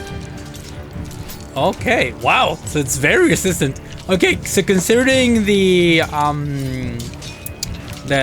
whole thing you have described, I don't know why I imagined them as like Phyrexians. I think Alejandro's gonna get that reference. I mean, if you guys zoom in, you can see. Yeah. Actually, do I have a hammer? I want. you want Johan is one, you working. need Yeah. Yeah. Johan is going to work on. I tried to zoom in, but if you can put an art, it would be. Yeah. I'm looking. Okay, so then I'm going to spend half my movement to get on top of Rohit again. And then we're gonna do like a good old charge, like straight into the other creature that is on the other side. oh, Those are the things you see. okay. The smaller one in the back are the young ones. The others okay, are the cool. adults. Yeah, And they're you can very see- Phyrexian. Yeah, why they have spikes everywhere, and just being near them does a bit of damage to you. Yeah, that's true. Oh, wow. Makes sense. So I'm gonna go on top of Rohit, and then I'm gonna charge into this other one. So do we get an attack of opportunity, I think? Yes, We give it a- but probably not going to hit you, but they have hope in their infernal heart, That is true. but not enough. And then so with Rohit, we're gonna go here, and I'm gonna hit the one on the ground. And basically I'm gonna use Rohit's basic charge, which is this one because I think it's more than 20 feet. It's way more than 20 feet. So Yeah, 30 feet across. it's Strength save. so it's basically this is the attack, a ram attack, and Nope. I'm gonna use the ram attack here. How much is that? That is that's not good. That's a 12 to hit. 12 misses. Oh, but I think I have advantage because that one is prone, and this is a melee attack. No, that one stood up. I haven't removed the Oh, okay, sure. Then no token, problem. but it had managed to stand up and move Yeah, don't 25 worry. feet, which was not quite as much because of the difficulty. So I think I probably like Rohit goes with the antlers and like kinda with a ram and it kinda misses. Yeah, And I think that's the end of my turn. great. And now, you guys have done a brutal display, and the whole point of these things going along the ceiling was that they would get behind you and drop down on the weaker and less protected of you. So things are not looking great, but these things are also not very smart. So, yeah. With a 5, this one moves. Can it? 40. 50. Yeah, it just manages to claw all the way along the ground until it's getting close to being on top of Maravilla, and then it releases as it turns on the around in the air and aims all 4 of its sharp limbs towards Maravilla. It's going to take falling damage, and it's also going to make a wisdom saving throw as you see your ancestors go, "Good somebody!" and they fly up and try and hit it. It fails the saving throw, so it takes the damage. There is a small... No. Is it? No, I don't... Yeah, if you get all 8s, you can kill it. So go ahead and roll the 3d8. You are mute to the. 14. I see. 14. You see as all these halflings punch through its body, and you see spurts of white liquid start flying out the top as it's... In fact, the fall damage is almost certainly going to kill it, but it does get an attack, and you can... This part of the tunnel is brightly lit by all of the sources of light that you have.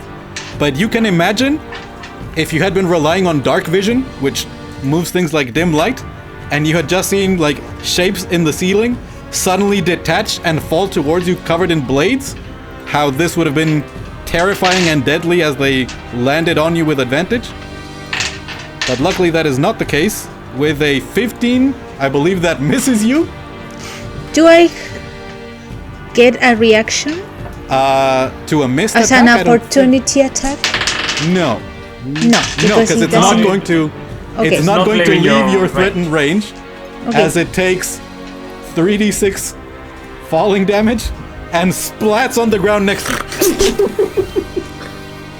As enough of your ancestors managed to knock it off course so that the 4 sharp blades miss, and it just lands awkwardly and splatters on the ground. Dead. Well, should have rolled higher on that intelligence check. And it is now dead. Now, that's dead. There's that one that is bloodied. I'm gonna give that one advantage on the intelligence check because it has been getting burned by a sword made out of light. Light is bad underground.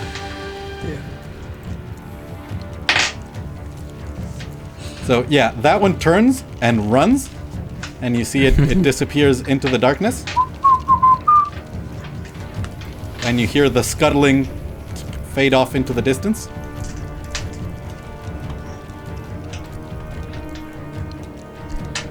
Maravilla. Now it's your turn again.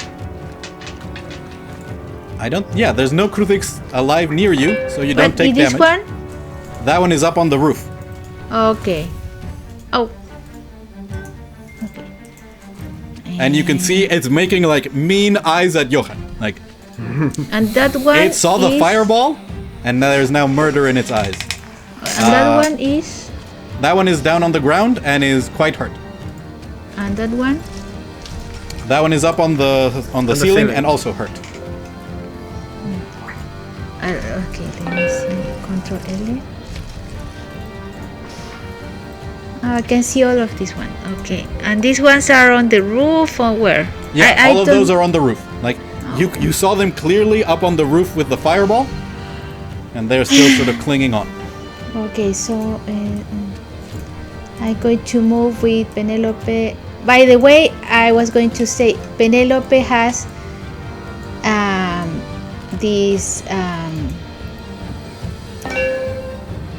these decorations like llamas. Okay, so while we Are were they- traveling, I was like knitting like this. So she has these things falling on her side. Just a side note. So good. Like Cusco? That's, Like Cusco, right? Like that. How? Incredible. in case you've seen the Emperor's New Groove, like you get the reference. Wait, like it's a beanie. That's the name? Yeah, like that. And she has like these With the things pom-poms. falling Yeah. on this side. Yeah. it's amazing. So I'm going to. Wait. So they are all like out of my reach, like melee reach, right? Yes. So I'm going to cast a spell, Guiding Bolt. Okay. To this one. It doesn't work, right? This one. Guiding Bolt. Okay. Go ahead and roll. Guiding Bolt. I'm going to cast it in second level. Is this Guiding Bolt? No. Third Yeah. level? I Guiding have a Bolt. question about your channel divinity. Does it have to be a weapon attack, or can you do it on spell attacks? Channel Divinity. I'm going to show you right That now. is right. Yeah. Go ahead and roll the attack, but just in case you miss. Okay. Wait. Guiding Bolt. An attack roll. Just an attack roll. I'm going to cast it second level. Okay, so it's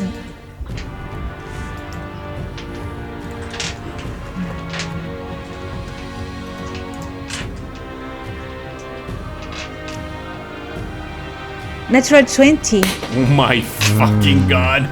Let's go. Awesome. Let's Do go. I have to is roll the damage so or did it good. roll by itself? I believe it changes on your settings. I think for a second level it's 5d6, so it would be Let me see. 10d6. Shit. Whoa. Wait. That's so much damage. I love it. If you're in D&D Beyond, if you right click, you just put critical down. Critical. I don't know how to do that. I'm going to roll them. Yeah, just roll. Okay, 10d6. right. 5DC zone is 10d6. Oh. Yep. Burn it. Do it. 8, 36.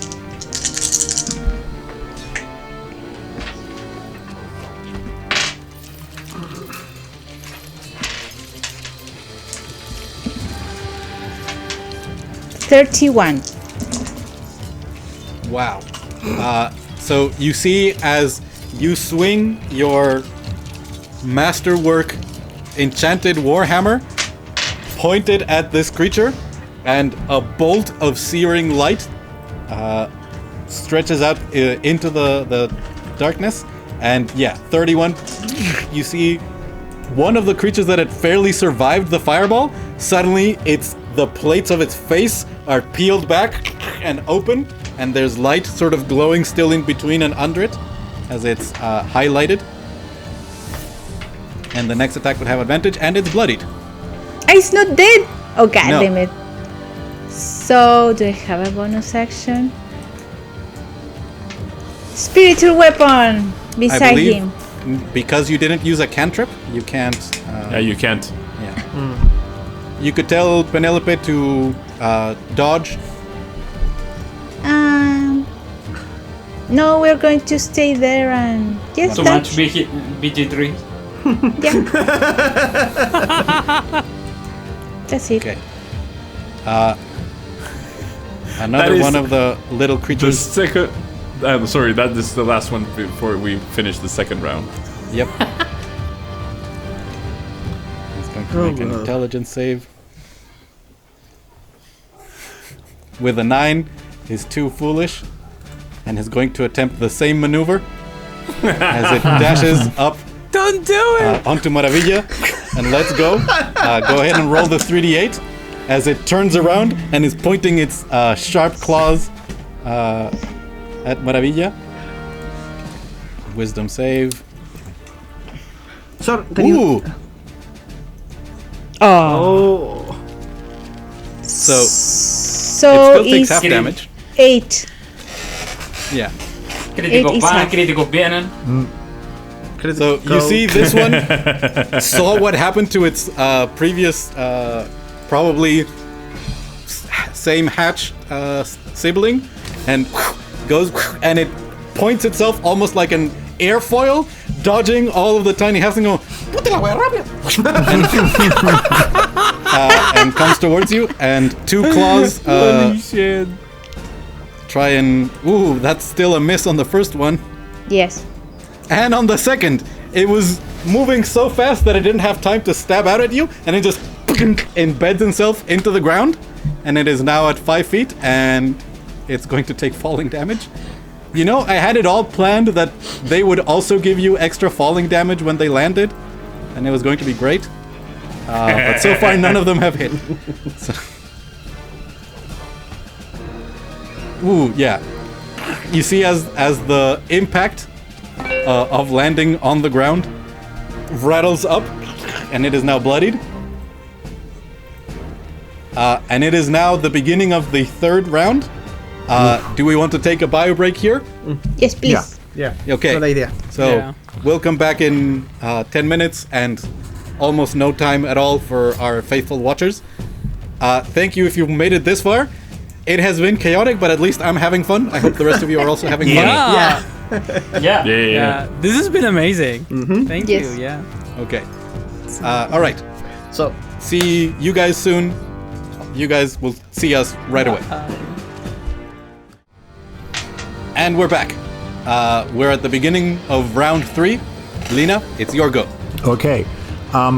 Do I have visual on like all of this area around us? That is like all of the God damn it, my head. All of the tokens. You that- can click on your token. Yeah. But all of the enemy tokens that I can see is what Lena actually sees, basically, because we have light. Yes. Okay. Cool. You can see even those. They are at the edge of the dim light being projected by the flaming axe, by the light sword, by the light that Maravilla created. But yeah, you can, and even your lamp. But you can see those. There's a couple of the smaller ones that have disappeared into the darkness. that you can no longer see. Okay. But And the other the big question ones, was, yes. are we all mounted? I believe currently the slowest creature among you is Sam. Okay. So, I'm going to assume that I am mounted. She would have been mounted all the time. Yeah, on her broom. Lena is going Brush. to... Actually, with that... 5... Yeah, Lena would go... let me see how much is the broom, actually. I believe it's 50 Yeah, it's 50 feet speed. So... that doesn't help me too much. There are too many guys in here. I don't want to get opportunity attacks.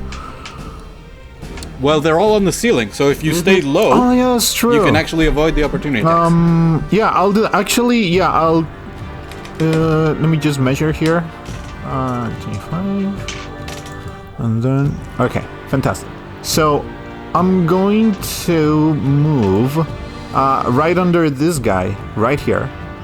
Okay. And I'm going to. I'm going to pull out even more paper. I have a lot of parchment in one of my pockets in my tiny haversack. I'm going to pull out just a whole bunch of it. I'm going to make like a ball of paper, dunk a little bit of ink into it, sort of mush it together and throw it. And as I throw it, it's going to start origami itself into. What am I gonna make? I'm going to make something. No, do you know what? I'm just going to make, this is an investment, by the way. I'm going to make a large tree trunk. Now, if you can remind me the dimensions, because this we talked about. I believe it can be up to... Wait, which are you? Are you doing sort of the fabricated inanimate object? I am fabricating something. But is the thing going to have limbs and... No, move? this is performance of creation. I'm just creating a non-magical item. Creation bar. Let's go. In 10 feet, with 10 feet of me. I love creation. Yeah, bars. so it... Up to 10 feet by 10 feet. 10 feet by 10 feet, okay. I'm going to make it, Actually, do you know what? Just because it's stupid, I'm just going to make a fucking tree. Because happy little trees are amazing. So, I'm just going to draw this little tree. Actually, no, I have to move it. Because it's within 10 feet of me. So that would be... I'm going to make it around here. Is that 10 feet? I think so. Where are you? There? Wait, hold on. I have trees. I am here. Oh, you have trees? Even better. But I really... I got trees. Okay, I really wanted to draw it. But okay, so... Such a preferred GM. Yeah, that was... Don't worry. Yeah. So... Don't worry, I have it. So there's a tree. And it's really... I mean, it's a happy little tree. And then I'm going to move back to my original position. I'm gonna go... So the tree is planted on the ground and then going up 10 feet and 10... So it's like to provide you cover? What's your intention with the creation of this tree? It's an investment. You know what's gonna happen next. Okay. Just because I don't have what's the name? I don't have large items around me, and I really wanted to have a large item. Sure. Sounds good. And do for bonus action? I don't think I'm gonna do anything this time, simply because fuck it. Let's give one to Siege this time. Why not? So Siege. Let's go. Yeah. Same as before. I'm going to actually. I need to put it here, but you feel within your structure, you feel this rush of electricity as another node, like another piece of parchment, floats right next to your head, and it's actually a Chibi U as well. Oh no! I have a shit ton of these. Chibi Siege! Fuck it, let's spend all of them. Let's make it the big show. There we go. And that's gonna be my turn. That's it. Okay. Oh no, this is so good. This It gets is better. so It gets good. better. It gets better. Just wait 2 hours. So I'm going to roll 6 intelligence saves. As these creatures now see a full tree appear in front of them. And they see that oh, wow, those are all great except one. So, they are still in the same place that they were that they just got roasted by a fireball. Multiple of their number moved, and even on the ceiling, haven't been able to push through your line. And you see all of them, except one, turn and start scuttling off into the darkness.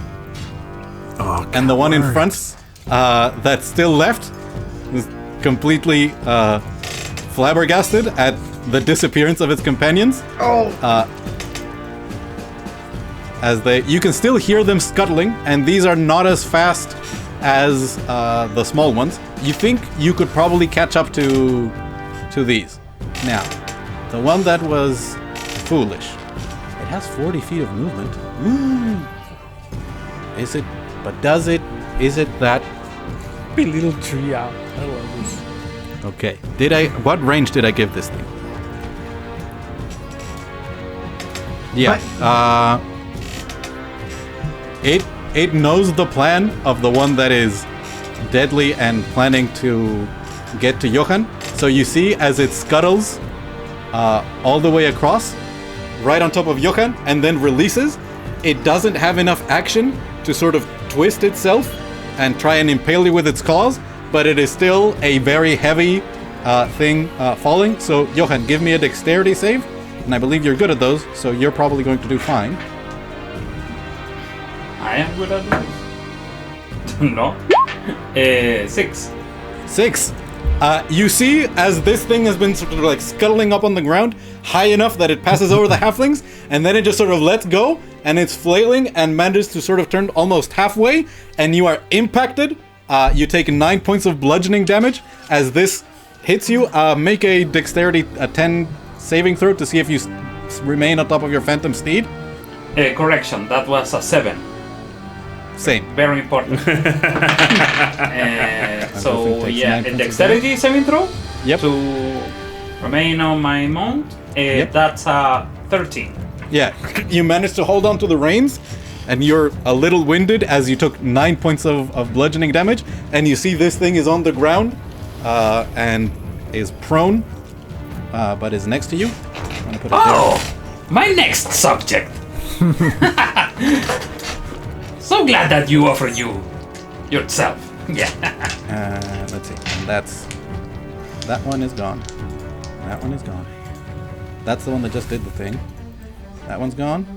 Is that youngling still alive? Yes, it's almost. Okay.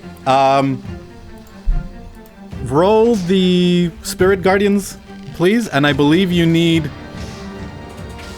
There's a very, very low chance that it's still alive after the spirit guardians damage.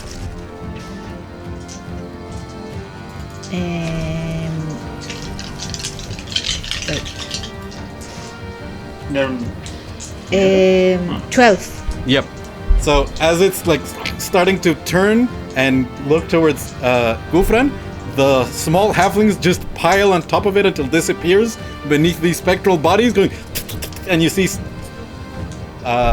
of the ooze inside of it come out, and it's dead as it is punched into paste. Daniel, how much damage did I take for the falling? 9. 9? Oh, 9. 9. It's a reflex now. I love it. Yeah. Yeah. Okay, so that one. That's the channel is called average Yeah. roll. Like it's not subtle. Hey, Where's this guy? What This have you guy one mean? of the ones that was smart enough to run away? Yes. Okay, so that one's also gone. Kelda, it's your turn. There's, I think, 3 Kruthiks. Like there's one on the ground next to you, or near you, and there's 2 still on the ceiling nearby, and maybe 6 or 7 dashed off into the darkness. Giratha is gonna go past this guy over here, and I'll take an aim. Yeah, I think that it's still going to be a straight roll because prone would give you disadvantage. So with advantage, it's prone. cancels out. Yeah, it landed prone on the ground next to Johan. Okay. You would still get sneak attack if you hit. Yeah, I know. No, I will not hit. That was a natural 3. So, yeah, 11. Yeah. I give you +10. Wait. I give you +10 as a Oh, so reaction. that's I a think 21. I think that's only for you. Yeah, I don't know at what level you get for everybody or if it's just for No, you. only. There I is a only level give it that you can use it on. Maravilla, Brian. What's your It's channel? a channel. It's Level 6. Level 6. Yeah, you get it. Excellent. It hits. Hey. Go ahead and Holy roll that's damage. good. shit. Thank you. That's That's amazing. so good. Yeah. Love it. Yeah. So 4d6. Nope, +10. How does it look? What mana does to guide this arrow to the target? I say. Achúntale, coche tu madre, ¿no? ¡Parrilla, weón! I was going to say like something really heroic, but I like that better. And as you hear the slightly insulting tones of Maravilla, perhaps the exposure to her ancestors has reverted her do you know demeanor Harley? somewhat. I don't think so, no. No. So you just heard an angry woman Yeah. yelling at you. And then the point of your arrow glows, and even though it hits directly on a thick plate of chitin and normally would have bounced off, this time it like digs through and how much damage? One of the 23. 23. arrow. Yeah, definitely. Yeah, in single digits. So, wow. And I'll shoot again. And I'll shoot again with but I'll shoot again with disadvantage this time because I can't shoot 2 times with advantage. Give me 1 second. So let me see what I can do. Whoa! Off the table. So 15 doesn't hit. Does not. This time you Okay. try and you aim slightly off to the side, but it's on its side with most of its armored back facing towards you. You can't get an Yeah. angle. You're hoping like if I could just like shoot the metal wall in front and ricochet it back, you would get it, but it's not enough and it glances off the thick armored plate and doesn't pierce. Johan. I'll you can move it still. here. Yeah. No, that's it. I will say, instead of that second shot, you could have used a bonus action command on Elgato. Wait, I'm gonna be 100% honest. I don't know what Elgato can do. Well, it can definitely bite and move. So it can move to get shit. within melee Oh, range okay. and be attacked with advantage. I have never played with Elgato Yeah. doing anything like that. Oh. So okay, I'll do it. I'll do sure. that. Make an animal handling just as a free action as Okay. well. You never This is played not with to make it Elgato? succeed. That's animal cruelty. That's 14. 14. As you command Elgato to move, you realize A this plus. entire time that it has been seeing these creatures move about, it had been snarling with its its lips had pulled back and they were bared, but it wasn't making noise. It wasn't fighting its reins. Like it was perfectly happy, like being steady as your mount as you were launching destruction. And you remember the cultist that you defeated was a sort of a dark adept that had like summoned a hellhound and was launching some dark necrotic fire, and Elgato was just like, yeah, there. So What do I do? it I has just- a bite. check on I use extras. the stats I have then. Yeah, Okay. with advantage. So +5 with advantage. Okay.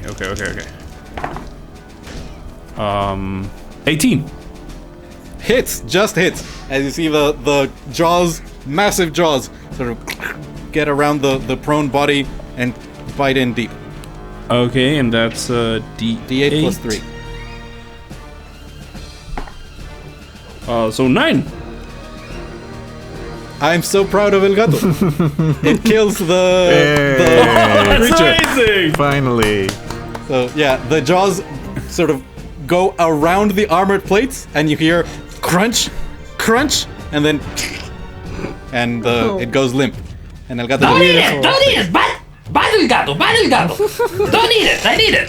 Good yeah, Elgato. it doesn't eat. You see as like the mouth goes open, and there are like tiny scratches from the spikes in its mouth, but not serious enough to do any damage.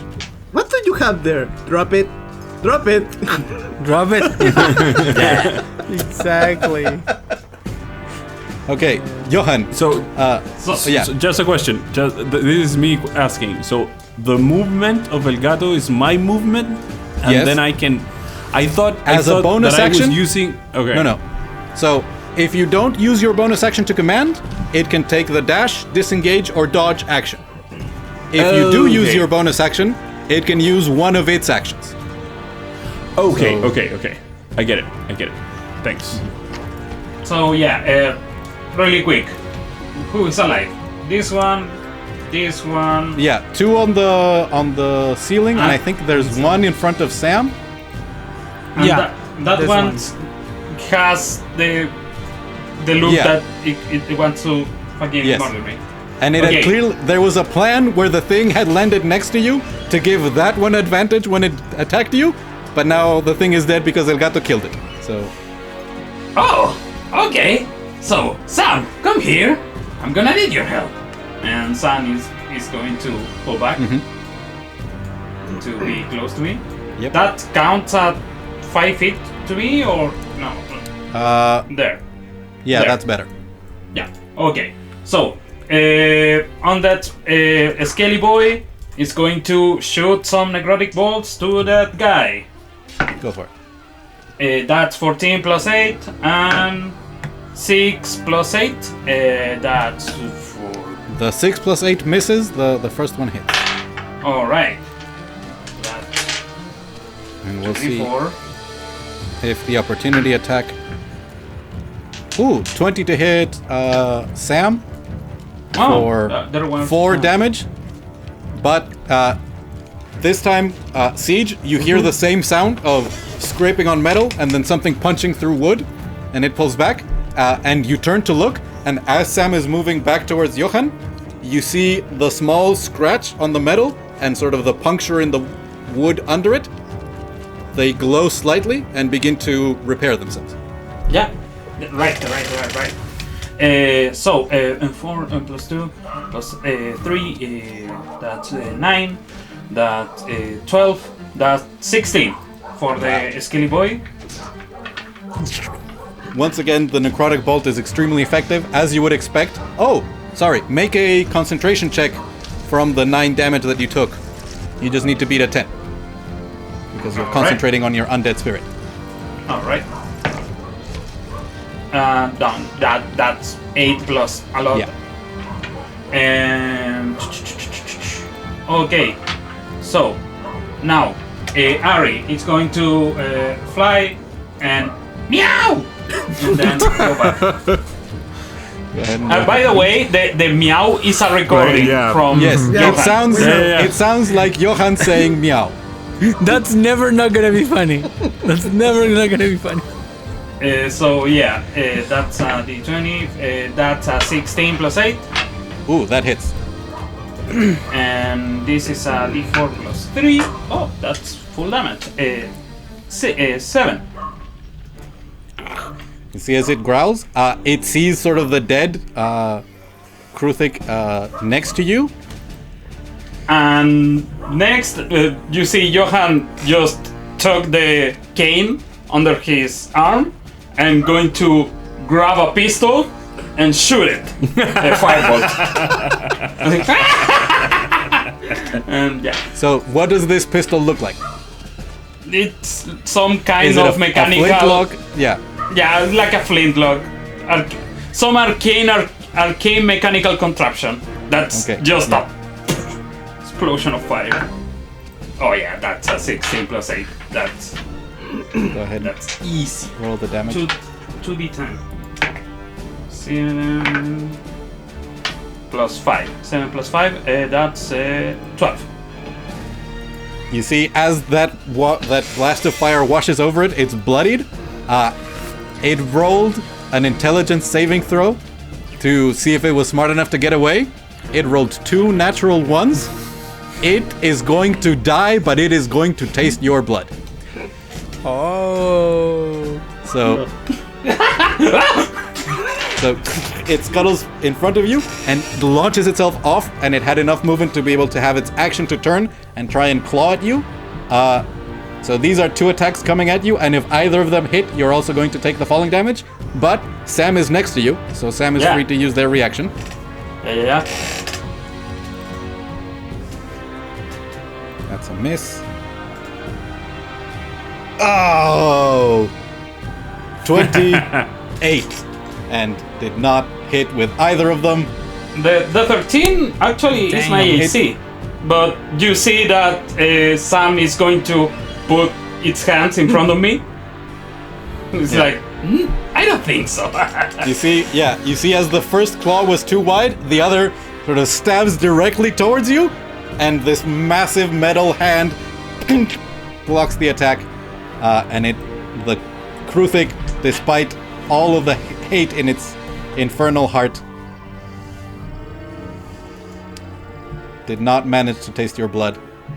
Takes 11 points of falling damage and turns towards you, even though it has accepted in its heart that you're going to kill it. Ooh, but there's one right after it in initiative order. That is smart. Run, my It's going to child. move 20 feet. Yeah, and you are within range. Are you within range? 30 feet, yes. Okay, and you see 2 spikes come at you with advantage because the one that fell is next to you. Ha! Terrible roll. Oh no, wait, what, 24? 24. Yes, there was a 19. So I need you to make a constitution saving throw as you take 5 points of piercing damage. And the other one. It's alright. 17, jeez. Okay. Do you have a reaction that could affect this? The 17? 17? Yeah, I'm going to use shield. Plus Okay. it doesn't say. The shield from Sam is for the round? Let's see. What can you? Or just the attack? Where is your character sheet? Is the chill spell? Johan has the shield spell, but Sam has a different thing. Oh, okay. So let us read the text. +2 bonus. I'm gonna say it acts same as the shield spell, so it lasts for the rest of the yeah. So you get +2, and then with this, so plus that's 7. a 20. Wow. So actually, I'm shielding the Sam's hand. Yeah. So, You see, the first spike passes in between the fingers, and then Sam moves and closes the hand to sort of a closed palm and catches the other one, and it does not go through. So you take some amount of piercing damage. and by the way, the Constitution saving throw 17 plus 9. Yeah. 9. So yeah. It hits you, and you are aware that there is some noxious poison on this quill, but it is not enough to affect your strange constitution. I drink those for breakfast. Yeah. And concentration, I'm fine. Yeah, Keldab, you are nearby. You see as this quill hits Johan, it doesn't go as far in as you would expect. So now that one used half of its movement, it is now going to continue to move, scuttling on the roof, trying to get away. Siege. It's your turn. There's one on the ground next to Johan and Sam and Keldav, and there's one above you, Got this one. and there's Okay. I think there's a tiny one. Well, yeah, that hasn't acted yet. Yeah, there's a couple of tiny ones still left. Okay, I see. Wow, I what- really sent a lot against you guys, huh? No. Can you? No. You don't say. You're going to say something, Alejandro? No. That if he can remove the one that Yeah. are dead, but Sure. Yeah, I'm going to move 5, 10 feet here. I think it's the first time Lina is looking at me on In rage? in the face in this combat. Yeah. Okay, so when I'm walking in your direction, you see that the eyes of Siege are very, very red. But for a second, they are green when they are looking at you. Hey. And I'm going to do an 180 degree. I'm going to point to that stupid thing here.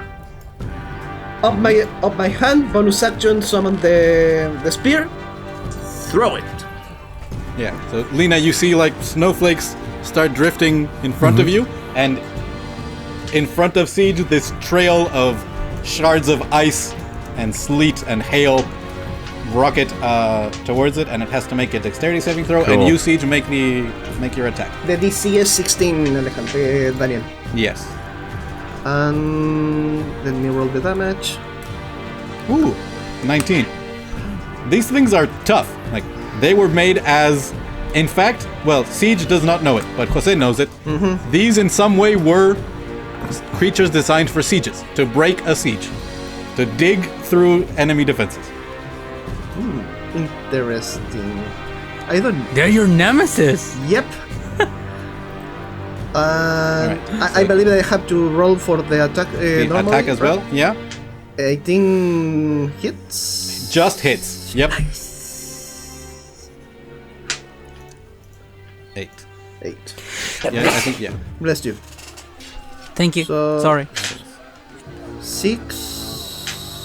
Is half damage when failed the. For the save, I believe so. It's not saying on the.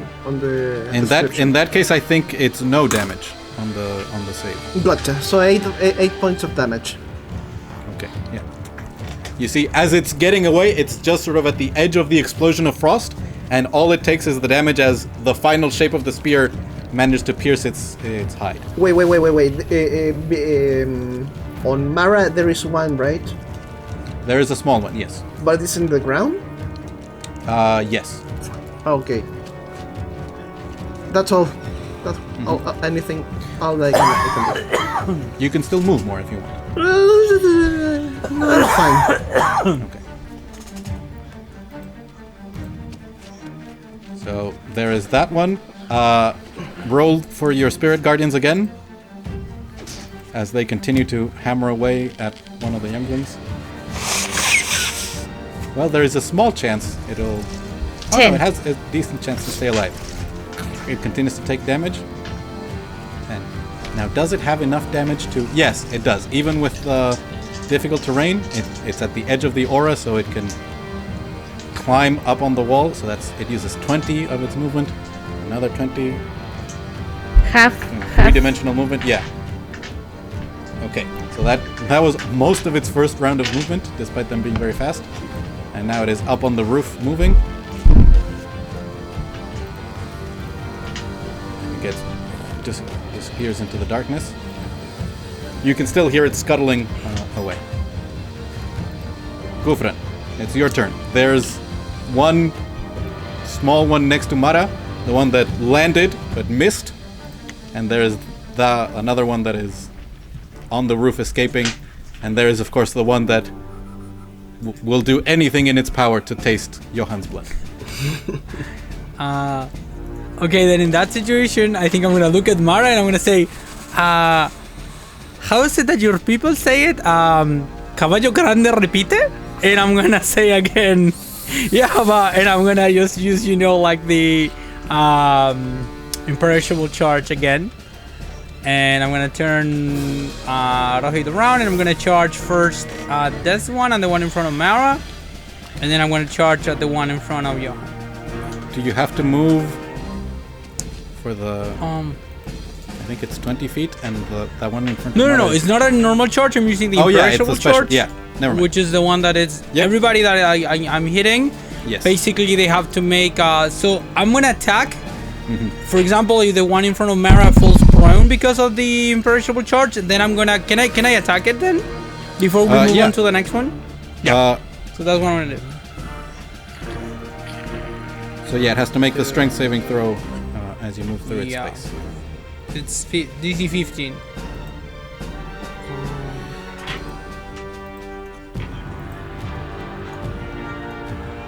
Nope.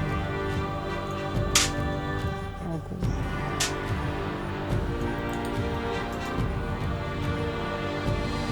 And it is knocked prone. Yeah.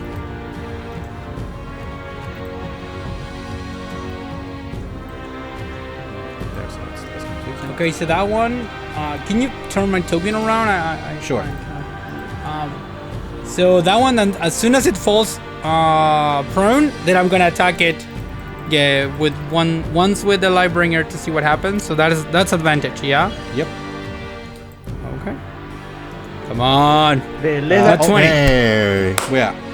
I roll the damage from Rohit as well, because I'm fairly certain that, like, I know when you get a 20 with a paladin, you want to smite. But No. I was asking for the 20. I haven't rolled a 20. Sorry. Next. I don't know why you rolled 3 dice. Yeah, I don't know what's going on there. Yeah. Would you want me to roll again? there. Because it used to be that it would roll. Let's use only the first twice. 2. So the Okay, 14 sure. and the 10, which miss. So I think I missed. Yeah. But also roll the damage, the 2d8 plus 4 from Rohit's Cool. charge. Yeah. I'm gonna show you here. Special charge. Oh, it doesn't roll the damage.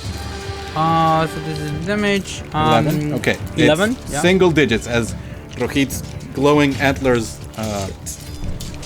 pass through, and it's in dire straits. Okay, so considering that it's and I attack it and it's like it moves away, I'm gonna say, okay, up to you, Mara. I'm gonna leave it to you, and then I'm gonna keep on running and gonna try to hit the other one. Yep. So we move with Rohit and we try to hit this other one, the one in front of Johan. You Yeah, see- get it. Yeah, you pass by the skeleton going as this celestial elk moves past, I'm like- antlers glowing. Johan, we're gonna have to have a conversation about this that situation. Just doing my job. Yeah, exactly. No, the problem is Johan, not you. Not you, little. Okay, so strength saving throw from that one. Yes. Come on, go prone.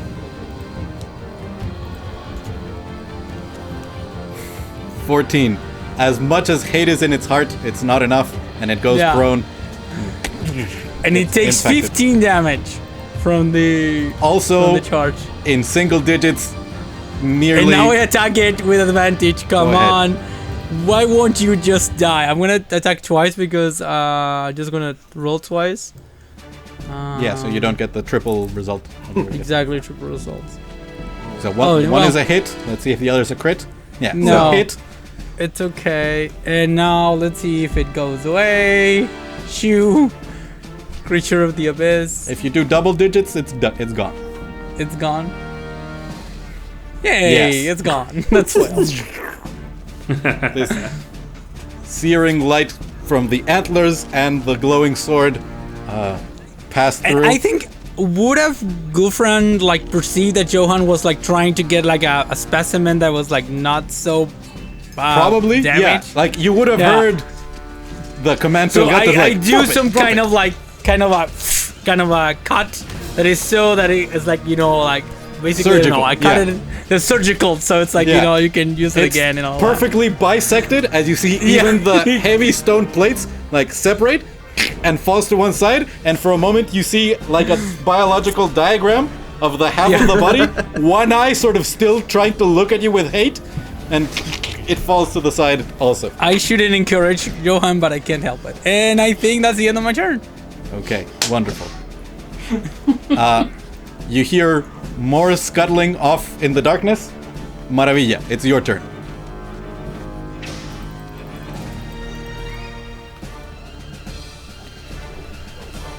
So this guy, this one beside me, is On the ceiling. on the ceiling, and that one, Next to you. Next to On you. the floor. And very badly wounded and prone. You could, remember, you can use your bonus action to have Penelope kill it, and also your ancestors probably will take care of it on Yeah. the start of its turn. so I'm going to cast Guiding Bolt to the one on the roof. Incredible. Second level again. Again. So, Up the butt. no, don't say anything. I use my other channel divinity. Yes. So, you bring forth your warhammer as a holy symbol, like this object of the forge that you created. As you launch your guiding bolt, you feel a resonance within your warhammer, and because this is your item, which it's in your D&D Beyond character sheet, you built this in the Temple of Moradin, and you have channeled that divinity. When you use it to re-roll an attack roll and you succeed and hit, the added d6 of force damage that your hammer has, add it to the roll of the attack that you used. So do the guiding bolt damage and add the d6 of force damage from your warhammer. That's so insane. cool. Amazing. Yeah. Okay, This so is a magical item that can only be attuned by someone that has Maravilla's permission. plus Wow. 2, o sea, 20 total. You see as this blast of energy hits the Kruthik, it slams it up into the ground, and you see as the legs like skid along and just get flattened into an X shape. And then it falls, and there's a moment where it looks like it's alive somehow. Like that damage wasn't enough to, and then it lands into the cloud of your ancestors, and they just punch straight through it, and it splats on the ground dead. Yay! So insane. with my bonus action, I'm going to tell Penelope to run over this one. Sure. It's prone, so So- Penelope has advantage on the Wait. attack. If the goat moves. Well, Okay, you so only have it the makes charge? an ram attack, but Yep. without a bonus. Correct, But but with advantage. Penelope is the goat. Okay, so Fuck you.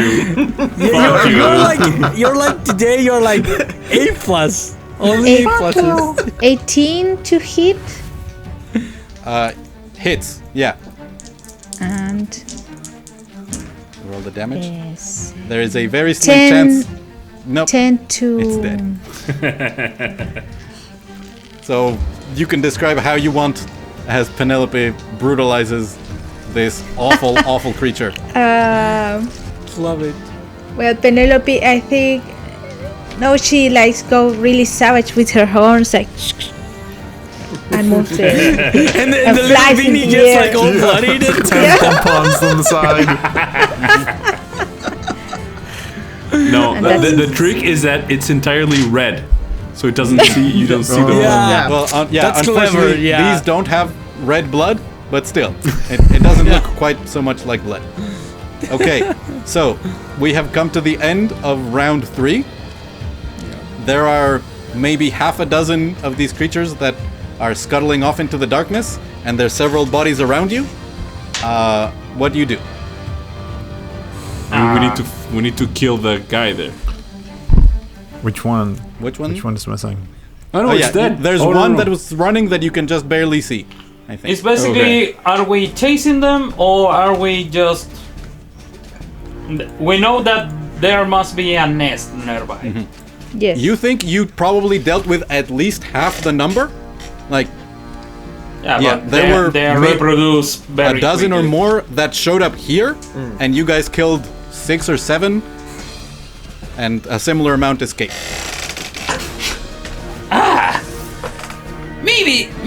Maybe those are a problem, but they are not our problem. So I just say we collect what we need and continue. We have places to be and things to do. Well, if we continue, they're gonna be at the end. So we're gonna have to face them anyway. Not really. I don't think they will want to fight us after what happened. You see Johan just get down the horse and picking parts, like saying this with a arm from the thing. It's like, So yeah, I think we should Lena continue. cringes instantly. Yeah. So Lena would know for certain that Hammerfast would very much like to know that there is a Kruthik infestation in the tunnel closest to it through the Dawnforge Right. Mountains. Like, you are within a day's I'll travel. take of I'll the take a city. mental note of that Yeah. before we go to sleep. Unless you want to finish the job. So what the suggestion, Johan? Let's continue or go back? I'd say continue, but I know I'm not the popular opinion here. By the way, I really miss this. I don't want to say that I missed you, but this was fun. After actually being on the tower, I spent some time with the elves, but yeah, I forgot that this is what we do. I missed you, Johan. No, I miss this. So, just for me, Jose, would that have been a deception check? Or, No, okay, well, no. me as DM, that warms my heart. Oh, Yeah. I can keep It's my not a guardians. deception. Let's say that. maybe it's a I- deception for yourself. Yeah. I can keep But my spiritual guardians for up to 10 minutes. So I can keep them while we travel through the tunnel and then it Yeah.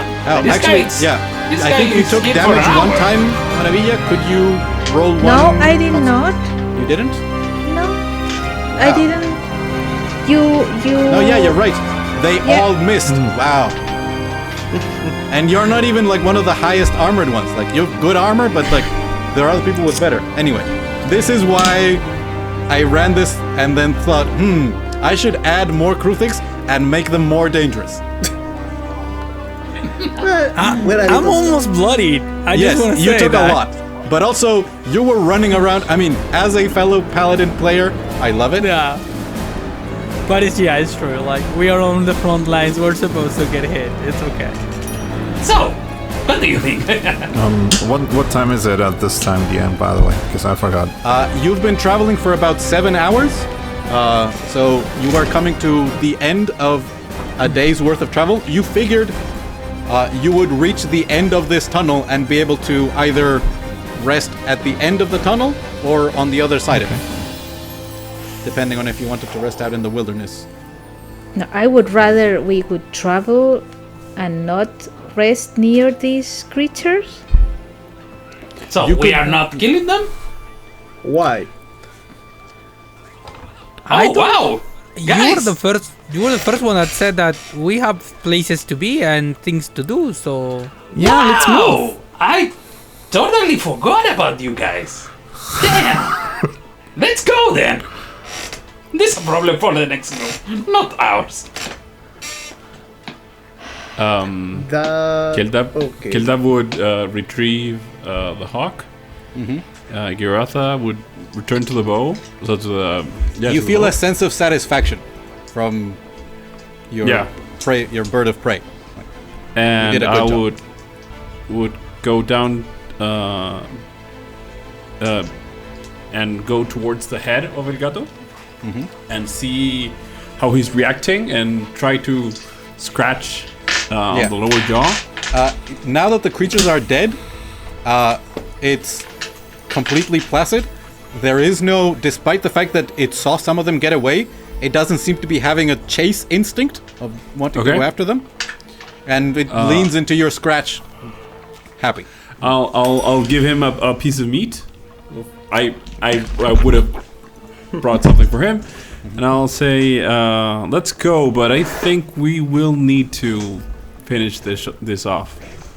I mean, it's not that I'm saying I want to. I'm saying that it's a straight fucking line. Correct.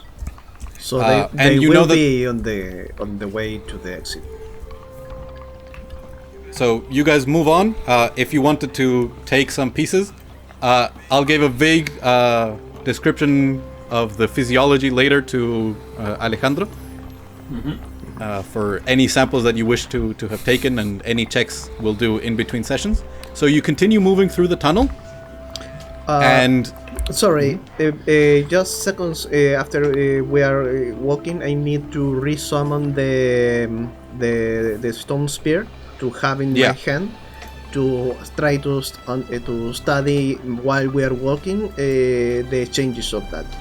Yes, like Siege is quite surprised. Yeah, you hadn't summoned it in weeks, and it appears, and instead of the previous behavior, which was particles of stone would begin to drift off, and then there would be a spark, and they would reattach. Here, it's the spear remains the same gray stone, but now small white particles slowly drift off, and often they don't even reach the ground. Like they just disappear in the air. It felt cold, right? And it's like in your hand, it feels like the protective mist around you, just concentrated and solid. Okay, I need to talk about this with someone. But yeah, I'm going to wait. Would I notice that? Sure. I mean, you noticed right away that it was cold, and now that would I you see notice Siege looking at it. He's studying. He's standing. I'll get Elgato just beside him, and I'll say, "What you wondering about?" This is changing. I mean, you changed. Yeah, but this changed before, and now it's changed again. And you've changed more than once. Yeah, I know. Are you having this conversation in the oven? I mean, I'm not by any mean discreet. Ever. Do you want me to examine you? Yes. Maybe this is a new change, like before. Last time you checked. I haven't taken a look at you in a long time. In a while. and remember I have that my questions actually. You are starting to pique my curiosity again. Yeah, last time you said I'm going to die. Well, did I lie? Yes. Sam, they can't hear you. Yes, they can. I am in my body. God damn it, Sam. and I'll chime in and say, remember, Siege, what we know about that spear is that it's a reflection of you. And now your aura is changed. So it's changing with you. Does the aura change with the elements around you, with your mood? Are you feeling kinda down? I know why I feel Kinda down. blue? I don't feel I don't blue. know. I have a. Just asking. Then I like blue. Blue is a good color. It's not that I'm sad. What's that? I don't know. This is new for me. No, it's more that the change on the element. That's what I'm more curious. Curious is the word.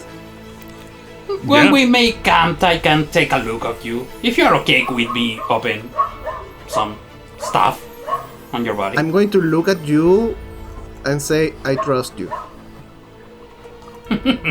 You shouldn't, but Can I make a deception check? Sure. Thank you. Can I make an insight check? Yes. And also, I am going to roll an insight check for Sam. damn, that's a good deception. Oh, impressive. I don't care for the Oh, insect. actually, could I roll too because I have a Sure. proficiency? Okay. I do have proficiency too. 15. Can I roll? Yeah, anybody can roll. This is Okay. Yeah, social this is- stuff between the light- party members. I refuse to rock. the light detector. The light detector test. Roll a 27. Yeah. Okay. Of course you would. Yeah. And you've known them the longest. Yeah. Back when their dynamic was very different. Yeah. Honestly, Sam is a lot more talkative. Like, literally talks back to Johan more than Siege did back then. Yeah. Absolutely. Yes. 100% true. What I want to know more is maybe new connection, and this is it, more connection of the spear, or is there is any possible new changes on the spear for me? I can take a look. I'm pretty smart. I can figure it out. I would like you to have Mara as an assistant. She is a very good expert on weapons now. Do you consider yourself a weapon, or this is for No, the the spear? spear. Oh. Quite aggressive on that answer, but yeah. I'm not aggressive, I'm Siege.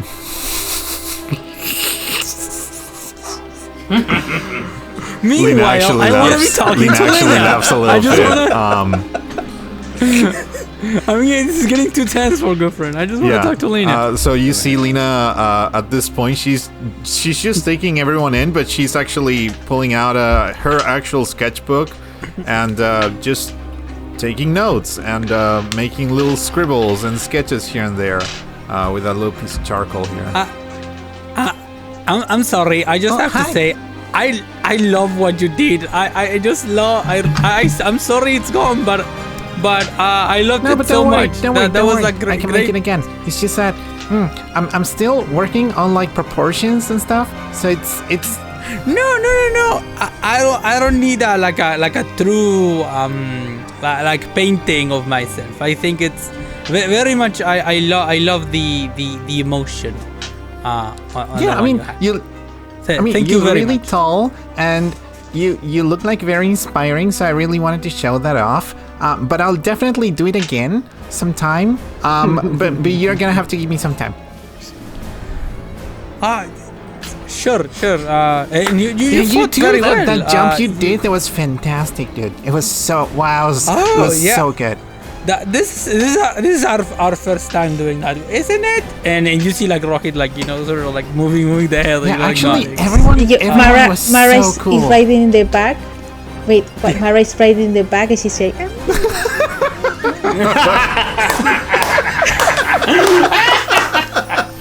Why are you jealous? I don't get this. All the drama in this party. This is very know. good drama and fighting. Drama! I miss this party so much. Your ancestors like settle around you and going. They're like talking about all the cool things you did and how awesome they think your weapon is and your guiding bolts and going like.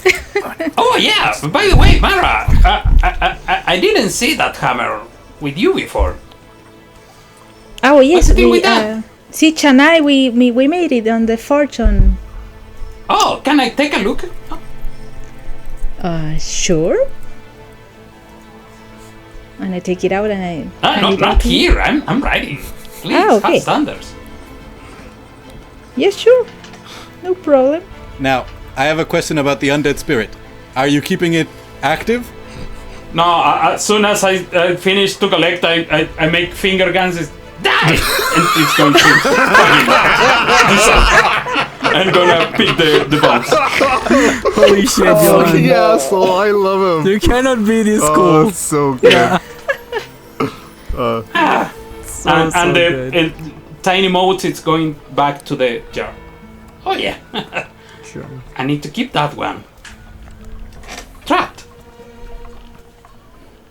So, as you're talking, moving along the tunnel, I'd like a survival check from anyone who is paying attention at the traces left by the Kruthiks. Before that, I'm sorry. Would I know how long these tunnels are? Like, Yeah, this one should take you about an hour to traverse, so it's probably... I had it written down, but I forgot. But yeah, about a few miles, the kind that you would go between an hour or two, depending on the speed of your if you're going by foot or on a okay, mount. so as we're moving, because I have a little bit of more time than in combat, Lena is going to pull out one of her brushes. I mean, her quill, really, and she's going to, for us, not for the characters, but for us, she's going to draw what would be like the face of Bob Ross or something like that on the tree, and she's going to draw like tiny arms and tiny legs and a couple of tiny wings, and she's going to animate the tree, and so it's going to uproot and start flying with us, following us at the back. Just because I made this investment, so I want to see it through. I love it to see the reaction of any kind of group just seeing our group down the tunnel. Yeah. It's like the fucking tree, the color. It's like Two robots. You and whose army base? In case you know. Yeah. What's And a this? drake. Yeah. You are No conventional mount, like a drake, a goat, what is that? An elk? An elk with glowing antlers. With glowing antlers, yeah. Yeah, and a phantom steel. So yeah, no normal mount. Yeah. There's I'll be honest, like a lot of the classic random encounters would take one look at you guys and run away. The reason these things attacked you is because they had overwhelming numbers. They considered like they're really badass ambush predators. And like they thought they could take you, or at least like enough of you to like get a meal. But it was very much the other way around. Yeah. So now, survival check from anybody. You think this tunnel in particular is 6 or 7 kilometers. So if you're going fast, you could get through it in an hour. 2 if you're going slowly. I don't have proficiency, so I don't. I have don't half roll. proficiency. Me neither. I don't have proficiency. The way I'm doing group checks is I'll average out the... So results. everyone Okay. has to roll. No. Anyone who wants to. I'll average between 2 or 3 or 4. I'm going to I'm gonna roll. roll too. I'm not. I have a +2, so Oh, sorry. Well, Anyone I who wants to. should have. Okay. No, It's alright. Yeah, 21. You're looking... Yeah, plus Lena, 2. ¿cuánto? How much for Maravilla? 21. Yeah, Lena's 21. like nothing. You're looking at the ground at where the chips of rocks that were flying, and you're looking at the pattern of this stone block and considering how it must have been carved in such a way that the finish is different on the large flat parts and different in the diamond-shaped ones, and you're just like looking at that, and you completely forget to keep checking for tiny little pockmarks.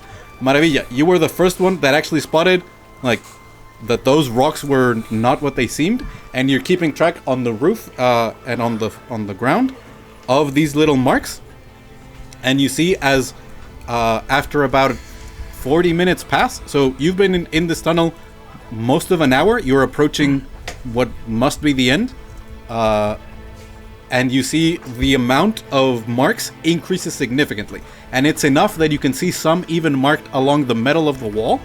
So this is an area that's been traversed a lot, and if it was the dozen or 14 or so that attacked you, they must have been passing here 8, 9 times, and it's been at least a day that they've been going back and forth around here.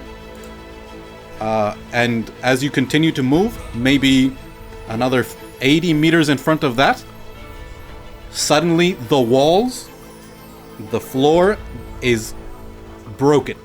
You see raw earth broken through in a wide, I'm talking 25, 30 foot wide gap, as what looks like a cave, freshly broken stone has just passed right through this dwarven tunnel.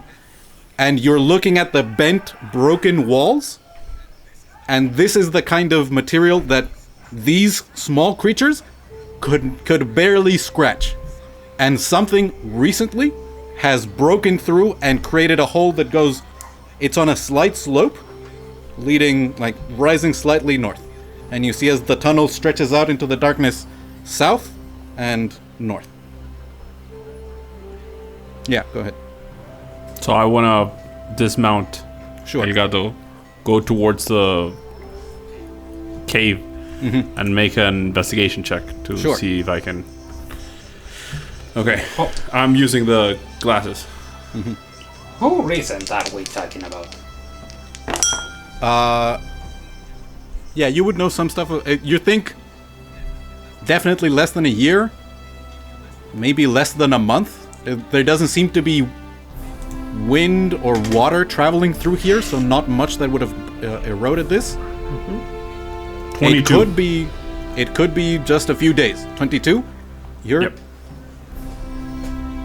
It is... There are no tools that could have done this. If you imagine a massive drill that would have bored straight through here, you would see dozens, if not hundreds, of marks as the teeth broke through. This was... You're accustomed to seeing this in small scale, like your size. Like a burrowing creature clawing its way open made this, but it is massive. Yeah. And you've heard stories of horrible monstrosities living deep underground that can make this kind of opening. Yeah. So me, the player, imagines what it could be. Would Keldav have any insight on and the gambling halls, people always tell the most preposterous you would hear stories of tales, rumbling, like an earthquake happening, and then it swallows a town. Buildings begin to collapse, whole fields of cattle disappear, and all that would be left would be these huge tunnels. And those don't have a name, they Kelda would not know, but if you start telling this out, I would share everything with them. Nature? Proficiency in nature or arcana would... I have both. I have neither. That's 23. 23. Particularly from the time spent in Hammerfest, you would know that creatures living deep in the Underdark, occasionally searching for food, much like a shark would wander from the deep ocean to the beach in its when it's starving. There are worms that bore through rock and earth as if it was water. But there's something that doesn't make sense to you. There's no food here. There's occasional traffic through this tunnel, but only very trusted merchants in Hammerfest, members of the trade guild usually. And those are a few a week. And you're looking around, there's no signs of blood or something that would have caused this. Keldav, you're smart enough to realize you didn't charge down the tunnel chasing the Kruthiks.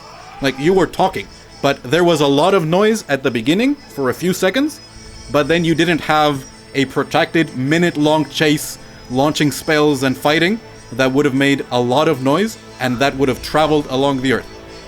You think that amount of noise probably wasn't enough to alert this thing if it's nearby, but you have another moment of maybe the reason the Kruthiks didn't try to break through the floor and the ceiling is because it would have taken them hours, made a tremendous amount of noise, and possibly attracted the attention of this thing. I'll share that with the group, and I'll say we need to alert Hammerfast. Is it not? Sorry, Hammerfast.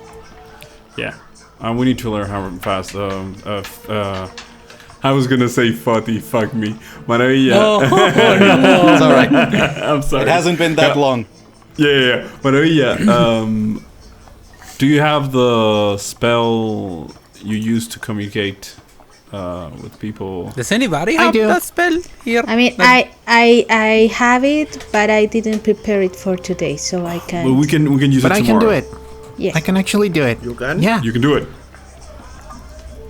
Yeah. See you. Yeah, we need to tell them. Yeah, I can tell. I'm thinking about I forgot names. But basically, sorry. You have several. You have your friend. You have some teachers. The highest authority that you have would be the Lord Master, who maybe to his coming regret actually had a direct meeting with you, so you know him. But you also know like the assistant, like the person who showed you to the office, and then showed you back I don't want to bother the head. I'll just go for the assistant. Sure. So I will actually. Do I have words for this? Are we counting? I mean, 25 words. Does the spell require? Wing it. Okay, so it is it has verbal so components. I'm just going to say, it's the word that is in the card. Actually, she's going to say "misikulo," and she's going to try to think of. I mean, I wrote it down, but she's going to think about what she's going to say. Any ideas of? I said this before the spell. Actually, any ideas of what to say? Yeah, you guys. I will not be counting word by word. So you guys can have decide a rough idea. But a couple, if like one else, or two phrases that you can send. Yeah. Do you can give the information? Do you want instructions? Do you want? Okay, so like one thing. What's the diameter of the hole? 40 feet? 25 to 30 feet wide, and there are some sections where it widens to about 40 and then narrows down to 25. It's rough. It fluctuates. So it just because of the stories and everything that Johan said, would we understand that it's a gargantuan creature? Definitely. So that's. But also, you've heard stories where the tunnels were even bigger. Like you've heard stories of 40, 50 foot, like at its narrowest. Okay, so I would say, Gilda would say, we need to tell them the diameter of the hole, and we need to tell them the force in which it broke the walls. Big creature. Broke the walls. Take care or you're going to die. Broke termites. Yeah, there are termites. You can mention, you know the term Kruthik, and you would know worm, and specifically you would know kingfisher worm. Kingfisher worm, okay. They eat metal. Worm and Kruthiks. Okay. They eat everything. That actually makes it a little bit easier. Kingfisher worm. And just because I lost this, just because I missed a little bit of this because I was taking notes, this is about 40 minutes into the tunnel. 45. You've now closer to an hour. Okay, so that'll be close to the end. You're getting close to the other end. Yeah. And I know then, does this tunnel have a name? Or does it just go by tunnel? It has a number, like an alphanumeric designation, which I haven't written down, but Lena would know. So you can mention that. 22.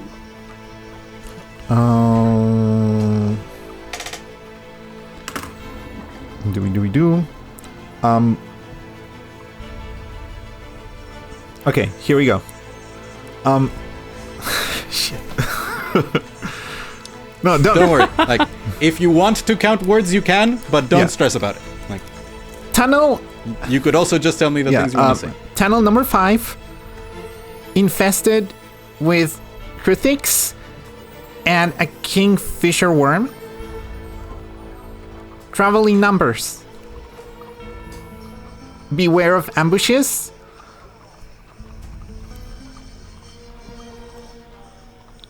It's almost at the end.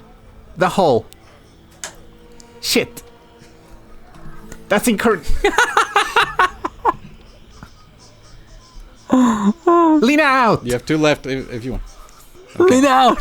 That's important to identify the sender of the spell, because they hear your voice. Actually, and they recognize you. They know but it's. you only saw them one time, so I'm they don't annoying have as to fuck, so reference. Yeah. All right. Well, if do I hear? Do I get a response? Maybe. Yeah. You hear a response. Basically, appreciated. Confirm nest for reward. Caution. Confirm nest. Sending deployment. 36 hours. Sending deployment 36 hours. Yeah. So, like, you get the feeling that a force of Hammerfast guards could come here and get here, within 8 or 10 hours.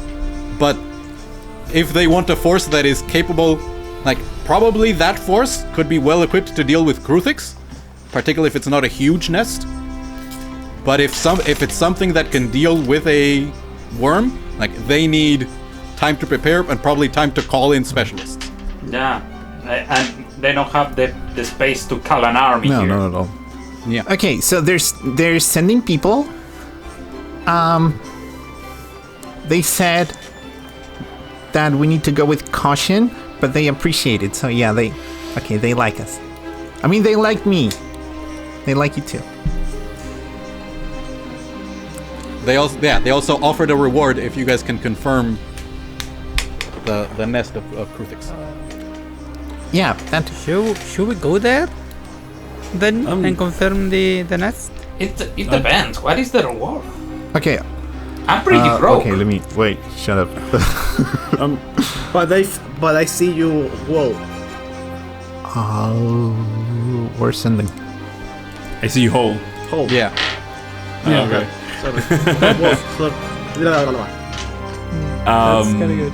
I don't think we should look for the nest. I don't think so either. We have. It's not we our have adventure. places to be.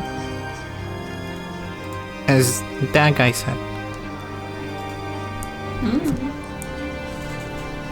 Yeah, I mean, what they can give us? Gold? I mean, they could give us more Okay, gold. I don't know. Okay. You currently the rest of the group has currently not received any reward. Like, Lena has been paid some. The rest of you have a promise of a reward. We bring you because you promised us a boon or Yeah. a So reward, maybe the right? thing I can maybe they can add to it and make it like a little bit bigger every time we make them a favor. I don't know. That could be a thing. I forgot where to see spell slots in D&D Beyond.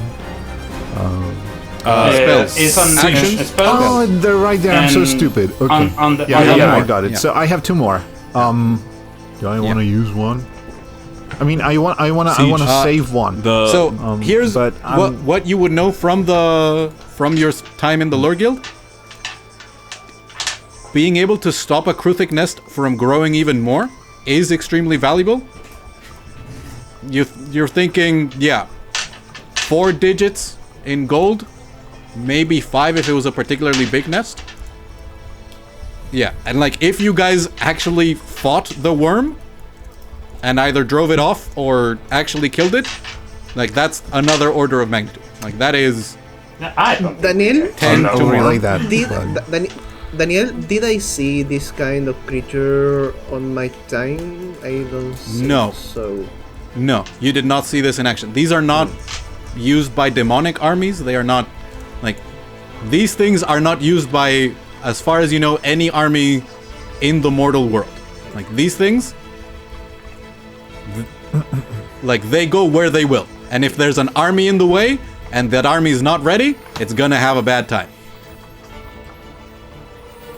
I mean, if you want the gold, that, I don't know, that sounds like a lot, if Lina is sure relate this information. Yeah, she does. I can get some time and recover my energies and we can do it. But if you don't want, I mean, I only have 100 gold. I spent some before. I don't know, up to you. What? I don't care about gold, but the people in Hammerfast were very nice to us. It was our kicked home. me out. How are they nice? Well, they suck. well, I've lived there most They of my kicked life. you out because you stole something, Johan. That's what happened. That's called responsibility something you can see and consequence. something. I'm offended by Siege. Siege, are you offended? No. I'm Siege. That's why I become offended. I didn't do anything wrong. Well, that's your prerogative to say that, but I think we should help these people. We're capable, and I don't know if they have a force to come here that is gonna be here. What do you think, Keldap Commander? I actually have a question. Siege, Yes. I think it's your call. We're going to the east because we're looking for your brother. Do you want to spare the time? If Sneaky or any one of them is on that place and, like Mara said, they won't move, maybe we'll reinforce their soldiers and the fact to know more about these creatures. And Maro, it's more your town than anyone of us. They will be fine. They're full of fighters and clerics and people who can crush this creature. I think that we should move forward. Well, if anything, they're going to keep people out. So at least people are gonna be safe as long as they know that this thing is here. We should place a warning on the other side. I was going to say the same Just for thing. the fun, the surprise. I know it's totally unnecessary, but I just want to tell you, Keldav, you're very smart. Oh, okay. I found that you Yeah, were very take smart, it. like asking No, the yeah, people I who mean- are in Compliment. charge. I mean, I'm literally acting as Kelda. Yeah, okay. Compliment. You are very smart, Keldap. You are smart, Kildar fuck. Commander. Yeah, stop. I'm thinking. So this is, I think, if we take everything in account, 2 plans of action. 3, actually. One is, Ghufran, you think we can help the people here by looking for the nest. I think we are ill-equipped for that right now. The second, putting a warning. We already put a warning. Hammerfast will not be putting any merchants through here, because this is only for Hammerfast people to go, so putting a warning outside is not that different of what just Lena said. And the other one is just going through. I think our adventure is over there. We are all here because we need to go there. Let's just track along, and if we need to just be careful not do a lot of noise, because I think that worm could come back. So just be aware of possible danger on the road until we exit the tunnel. As usual. Like we usual. always. Yeah, I Okay. think so. No nest. We continue. That's where you are the commander. You're the leader. Fuck you. If I'm the leader, you need to answer a couple of questions. I Leadership can is answer not. questions. Leadership is Oh, not. actually... Sorry. Leadership is not the same as be intelligent. It's applicate of the strategy of the combat on the moment. So you are saying that Keldog is dumb? No, he's the commander. Ah, but he's not the leader. He's the same.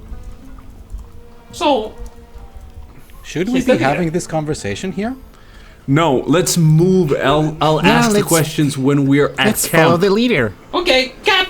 Hey, do you know that song? And she's going to. I just said not a lot of sound. Do you know that song? Okay. So yeah, you continue another probably kilometer and a half, and you reach the other. And on the inside, you can see a very finely decorated gate. And instead, despite it being carved to resemble two large stone double doors, Lena inserts her token into a keyhole on the side, and the gate goes and moves slightly, and there's a small opening, and you can push it wider. And on the other side, it looks like a completely unremarkable boulder shifting to give you sight of what is now the night sky, and you feel fresh air streaming in. I'm going to tell I'm going to tell Bob to just stand aside, and the tiny wings and all of the other things that I drew on it are going to fade. But he's going to stay there for like 3 hours. 2 more hours. Yeah. Settles. But are there any other like? Actually, no. I could just paint it on the boulder, I guess. I'm going to paint "Travelers Beware." Wait for. Hammerfest? Yeah, basically, Is it like like- wait for instruction instructions from from Hammerfest. I'm going to send a message. I'm going to cast sending again to confirm that we're not. Let me cast. Okay, so I'm going to send another message to the same person. We decided to continue our road, but I am warning people coming in the tunnel on the other side. I trust you guys. I hope you can do it. You hear a significantly more stressed voice of someone who has clearly informed their superior and go like,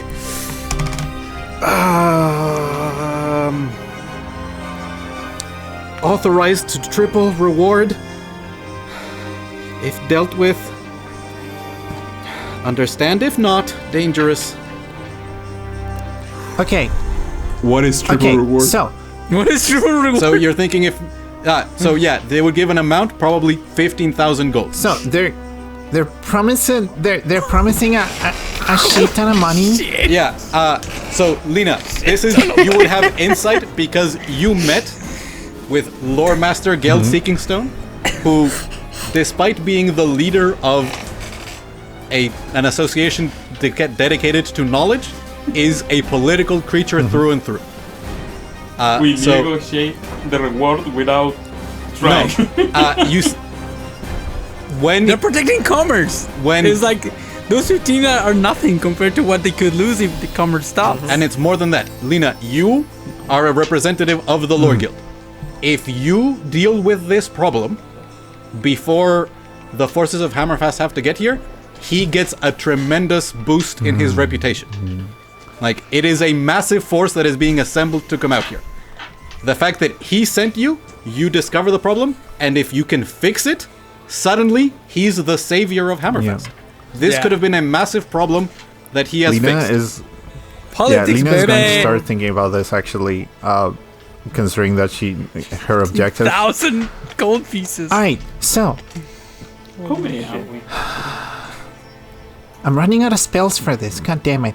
So they're tripling the reward. They're gonna give us a lot more money if we do this. Like if we clear it. Well, I cannot do it alone.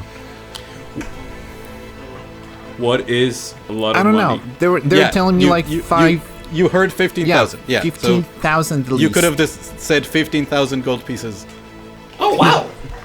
Yeah. So that's 2,500 each. I mean, yeah. Each. Yeah. Fuck you! I would not be poor anymore. It's like two full plates, yeah? Something like that, Pretty much. or three? Yeah. It's enough to start thinking like, hey, maybe I can get like plate barding for my mount. Yeah. I was thinking about that, like plating Elgato. El plating Elgato. Don't make me draw him again. God And damn then it it. would turn into like. wait. It's okay, it's okay. Plating me. It would turn into battle cut. Oh, we lost someone.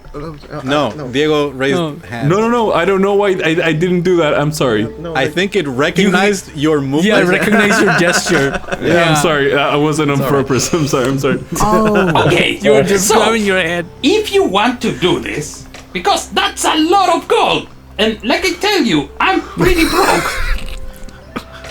well, you look like a person that.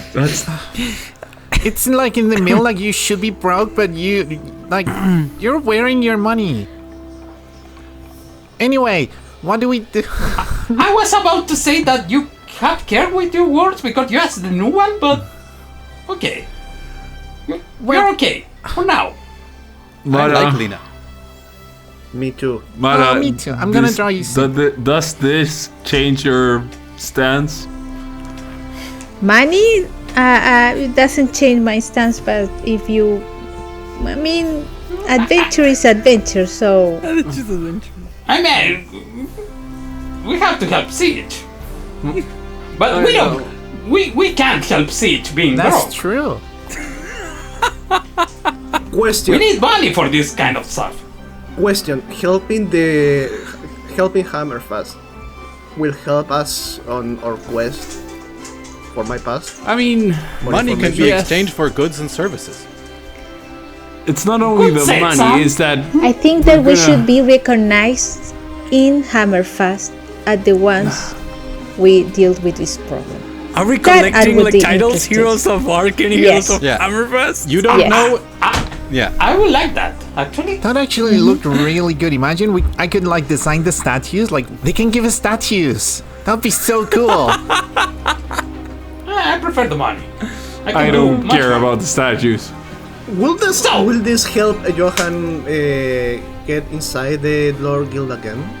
I Yes. don't care about the Lord Guild. Yes. I can be the Lord Guild with money. I mean, I would I'm like sorry. to visit the lore guild. You will. No, you don't. They are boring. They don't let you read the fun books. You found me there. God. Maybe they will if we have this recognition, as Mara said, and I really don't care about that. Imagine the amount of betting I could do. That amount of money is like betting a house. Like you Yeah. bet a house, you might win a castle. Like if it's long enough odds. That opens you the way to the big tables. Yeah, Not that's the big not tables, the, the not the real big tables. tables. The big tables. Yeah, like yeah, that. yeah. Those are the kinds of like. If you start betting with people who can throw that kind of money, you might end up with a title on the other side. Like, You know I don't what? have They enough money should- to pay they you, should so I name- name you Lord. Have this plot of land. Get out of here. Yeah. They should Oh name this my channel God. after us. You can ask for that. There is no tunnel without us. So I'm here. Yeah, Most Okay, of the tunnel so is intact. So, okay. Do you not get it, Sam?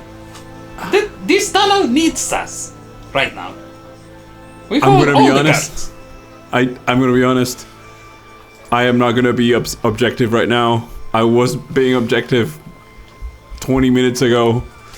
Right now, I only imagine me betting against a lord of some kind or fucking Okay. baron or something like that. So wait, are we going to do it whatever the reason it is? I mean, money or whatever. That's what I'm hearing. Well, I have 100 gold. at least we can do as much as we can. Do I know that guy's name, by the way? Like, I mean, I'm not gonna say the name, but Which one? yeah, The is- assistant? No, Or the assistant. Do I know them? Yes. I'd have to open up my Hammerfast NPC No, but I document. can ask you later. Don't worry. But yes, Yeah, you know the so- name. Wait. We're going to be able to cash that money like in 6 months from now. But Well, because you know we're that going they're to- sending a force out. If you Okay. tell them, like, Bring the hey, money." we dealt with it, or we're going to deal with it, yeah. I mean, they could bring bring the money. some of the money. We can't travel with all that money. we have can. hammer sacks. I don't trust those fuckers Or with they my can give money. us in platinum, and platinum is like I trust Yeah. you with Some my bag of core. holdings would be nice. yeah. So, the person Yeah. did say that they know it's dangerous, but they really want it cleared. So we could just do as much as we can. We can say that one of us died, They and maybe they paid us they more. know who we are. I have bodies. They don't know. You'd have to dress those bodies up like a hero. I mean, though. maybe. They don't look heroic. Okay. Ghufran is good. I would oppose that. I have to say. Yeah, me too. We It's should- too much we should- work. Yeah, we shouldn't lie to them. That's incredible. Ghufran doesn't want to lie. Keldaf is too much work. It's too much work. By we the way, agree, that's the point. Daniel, on this time, can I have a short rest? Yeah, you guys, you've been outside talking long enough. Like, yeah, you can lie down, have some food. Short Have a short rest. I'm going to use Arcane Recovery to Yeah. replenish a 4-level spell slot. What time is it, Daniel? I don't care. It's probably an hour or so after sunset, so it's early night. Okay. So, Siege, are you going to say something? Yes, how about this? We prepare for the night and get back to the tunnel on the morning. Try to investigate. Okay. For what I understanding, idea. We are going back. Is that right, Captain Commander? I was about gonna say this. I have a question for all of you. And for a second, Kilda is looking towards the group and not Lena, and then he figures out and opens the posture to I'm gonna push to in, her as well, actually. Like, including her, and I'm saying, okay, this is something we all need to agree on. 19. If we do this, I think we need to do this tomorrow. We need to be in peak condition. There are two things we need to decide. Are we trying to go towards a fight with a worm? Or are we trying to get the nest? Because if the instinct of survival of the crawly things is any good, that shit, they would have gone on the opposite direction of the worm. They are paying us 50,000 gold 15. To deal with it. for dealing with the nest, right? Yes. Yes? Okay. Yeah, the nest. I wasn't sure. Yeah, Okay. That is I don't- that is the amount that has been tripled. So they were going to pay you 5,000 for the nest, and they're offering you 15,000. If you were being offered a reward for the worm, 15,000 is where it would have started. Might have been probably closer to 20. Like Okay. that is okay. the I amount. don't, I don't know if we have the means to deal with the worm. Okay. Also, I mean, I'm pretty strong, but I also don't know we know about what you. we're facing. Like, if it's gonna be more of those guys, then we should be good. I mean, we have to be prepared if the worm with the noise Yeah, gets, Yeah. gets That absolutely. I agree with Mara. We I can can use help that. with That that. thing can eat the nest. Making noise? Yeah, with If- us in the Look, way. if anything happens, I can create like a really cool distraction. Actually, If necessary, I can interpose my body. no, you don't need to. You're and beautiful. we'll get enough money to build a new one, a better one.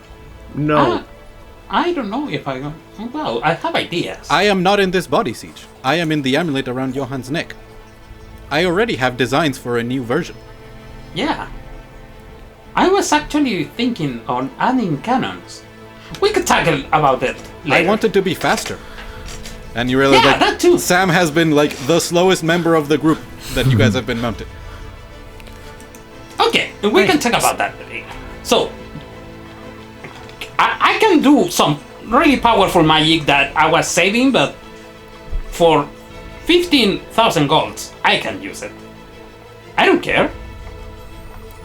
I remain in peak condition. I am pretty good too, but yeah, we should really rest. At least the beasts are gonna like it.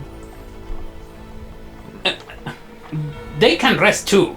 And Should we Maybe leave them we- out here? If we are going to wait, are you asking for tomorrow? Yeah. Whenever we go inside.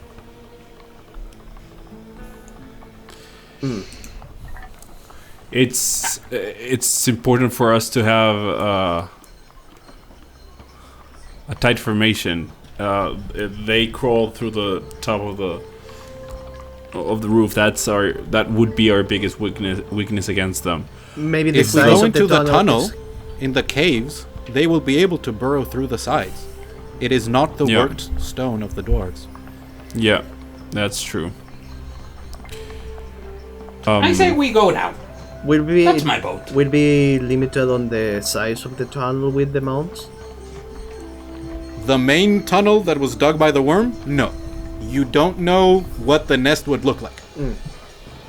You gather that the tunnels that are dug by the big Kruthiks would be 5 foot wide, so 5 foot by 5 foot.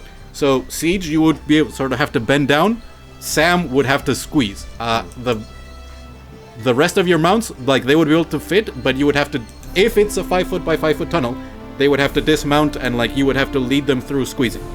But it might be bigger, right? I mean, humans build doors that are about that wide, but their rooms are bigger. So, Actually, Johan, you would know probably, yeah, they, particularly for a nest, they definitely like larger rooms. Like, they might have small tunnels, but the area where they lay their eggs is bigger so that multiple Kruthiks can be hatching eggs at the same time. Johan, do you have any sheets of metal there in your pack? Yeah, it should be. Why?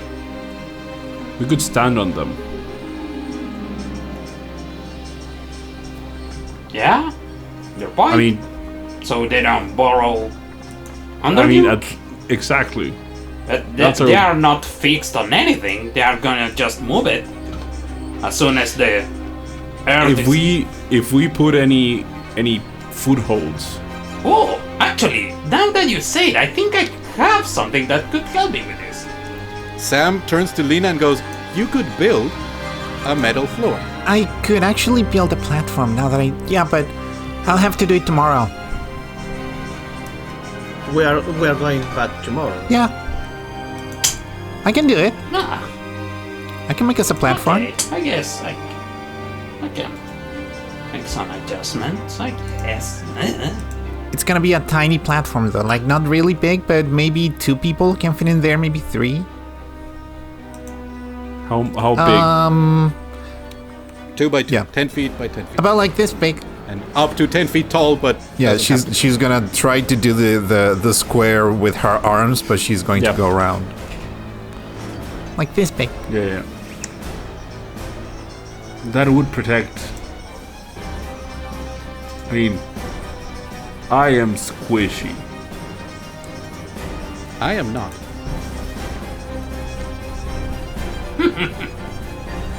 Okay, so, Tomorrow? first boat, we are doing this. Second boat, now or tomorrow. I say now. Siege. If you rest, the Kruthiks will also rest. Who Yeah. can be better prepared after the rest? I'm as well prepared as I am right now. I'm getting some flashbacks of some toad people months before. And we won! You did win. There's a lot more of you now as well. Barely. And We've we learned. won. We've learned. Yeah. So, Johan, so Huh? you would know Kruthiks can lay eggs very quickly, but it takes close to a week for a hatchling to grow enough to the sort of dog size that you saw. Yeah. So if you rest, what you would deal with would be more eggs, and if those eggs could hatch, like there could be lots more, but you would then be dealing with a swarm of like cat-sized vicious reptiles instead do they have a regenerative qualities? Like They because can- we wounded a lot of them. Yes, most of the ones who left were not bloodied. Like, some of them were scorched by your fireball, but only, like, I think 2 of the younglings that left were doing so after they were bloodied. Most of the ones that left were adults that were scorched by your fireball and saw most of their force be decimated, and they turned and ran. Lina, question. Mhm. It was a military order or just a suggestion to go back and check? So, here's the thing. When someone like really high in the levels of government, it really is like, I mean, it's not an order, but they really put it as an order, but they, I mean, we still have a choice, but They are really don't gonna like if we choose yeah, I mean, the one that they don't here's want. the thing. If we do something, we don't need to do all of it, but if we do something, it's better than if we do nothing. Like, it's going to work better for us anyway. Then we agree. Yeah. We are going back. Yeah, if we go back and we cannot manage, that is also important information for them. So at least we're doing scouting, and that is still, they're still probably gonna give us more money for that. I think. I don't know. I can ask. I can tell them. Ghufran, you've you're been pretty awfully quiet. I think I made myself very clear. I was willing to help from the beginning, and I think we now have even more motivation to do it. And I think it's important to help these people and But do you want to help now or tomorrow? I'm in very good condition to go now, but if people need to rest, I'm okay with that. Like, you saw that within this hour, like, Ghufran basically, like, you know, like, fit the armor again, like, you know, took care of some bandaging some of the wounds and everything else, and, you know, and, like, bombs and all that. And she looks, once again, you know, like, well, now she looks like scrappy, but willing to go. I'm almost full. We with still HP. have the bombs that I gave to Mara. You have one of them, yes. Do I? No, I believe Maravilla has one, and her brother on the other side of the Nentir Vale has the other one. I don't think that it's Oh, a good idea to use a bomb underground. What? No, it's not. Did you give my bomb away? I mean, excuse me. You gave me that bomb, so it's No, was actually, mine. no. Actually, this is an important question. Which bomb did you give your brother? I don't remember. I just said pick Well, one. so and he took I one. think that's a surprise for us to uncover. Well, Alejandro, how did you create a chaotic character? That's not an option Basically, in the rules. Junkrat. You have to be chaotic something else, not chaotic. so are we going now? Holy shit. It's getting quite late. Yeah. So what we can do is we can end the session here, continue Yeah. the discussion throughout the weeks until our next session. So we and decide quickly. come in with a yeah. decision. Yeah, next time. Exactly. And Yeah, that way we're- you guys can quantify how many spell slots, how many hit dice. And we jump straight ahead into whatever decision we're Correct. making, and then, you know, taking up from Yeah, there. Yeah, I like it. think I agree with that. Either way, I'm casting mage armor. Yes. Smart. Smart. Good idea. Okay. So thank you very much for a very long session with a long combat that I hope was fun. It was something of a worst case scenario because there were over a dozen enemies. They were fairly simple on my end to run, but still, like, rounds of an hour are, I mean, it's bad, but it could have, like, I imagined it would be worse. and as long as everyone had fun, I'm okay with it. Yeah, that was really good. I had a lot of Yeah. fun. Yeah. It was fun. Hopefully, we'll have encounters that are instead I of was lots never of bored enemies. when I was not. Yeah. Yeah. I was never bored when I was not my turn, and I think that's like the best compliment I can give you because to all of you, with not only you running but everybody else, all of your turns were so much fun and I cool agree. shit that was I can't think of like different like stuff, but like following the MCDM design of the idea of a null result in a turn. Like you have a turn where all you do is I miss. That's it, and you waited an hour to have a turn where you missed. Yeah. Like even the time when like Keldav missed, that was a moment for Maravilla to use her channel divinity, and it was awesome. It was super cool. Yeah. Cool. Also, thank you, Juan, for that surprise. I like it a lot. Yeah. Oh yes, Yeah. it's wonderful. Thank you so All much. the These are Yeah, amazing. spoiler, Yeah. Johan is going to be the last one to get one. That's confirmed. I'm Alright. fine with it. I'm feel fine. So Yeah. spoilers, there is one. Yeah, there's one for each one of you. But Awesome. Wonderful. I love it so much. All right, so I think we'll end this session here. Thank you very much for anyone who's still watching. I'm glad we had a bit more after the session, and that we got more than the combat, and we got some moments of roleplay and decision, and that you very quickly gathered how serious the situation could be, but also the contact with Hammerfast, meaning it was very evident, like, oh no, Hammerfast also knows how serious this could be, and they're willing to try and, That was a game changer. incentivize you. Okay. So, Yes. If you're still watching, like, subscribe, share this with a friend, you know, Exactly. who could like it, and that will be helping us a lot. yeah. Thank you so much. And enjoy everything that you do. And all the positive As- vibes. Yeah, As we do. yeah. If you noticed any errors that we forgot, like I thought we probably forgot some concentration checks in there, let us know. I mean, this is getting more and more complex Engagement, every yeah. level. Exactly. Comments, Yeah. engagement. We We love read them. Yeah. everything. So goodbye, everybody. Correct Have a nice Yeah. day. Yeah. Have a nice Bye. night. Bye-bye. Bye-bye. Bye bye.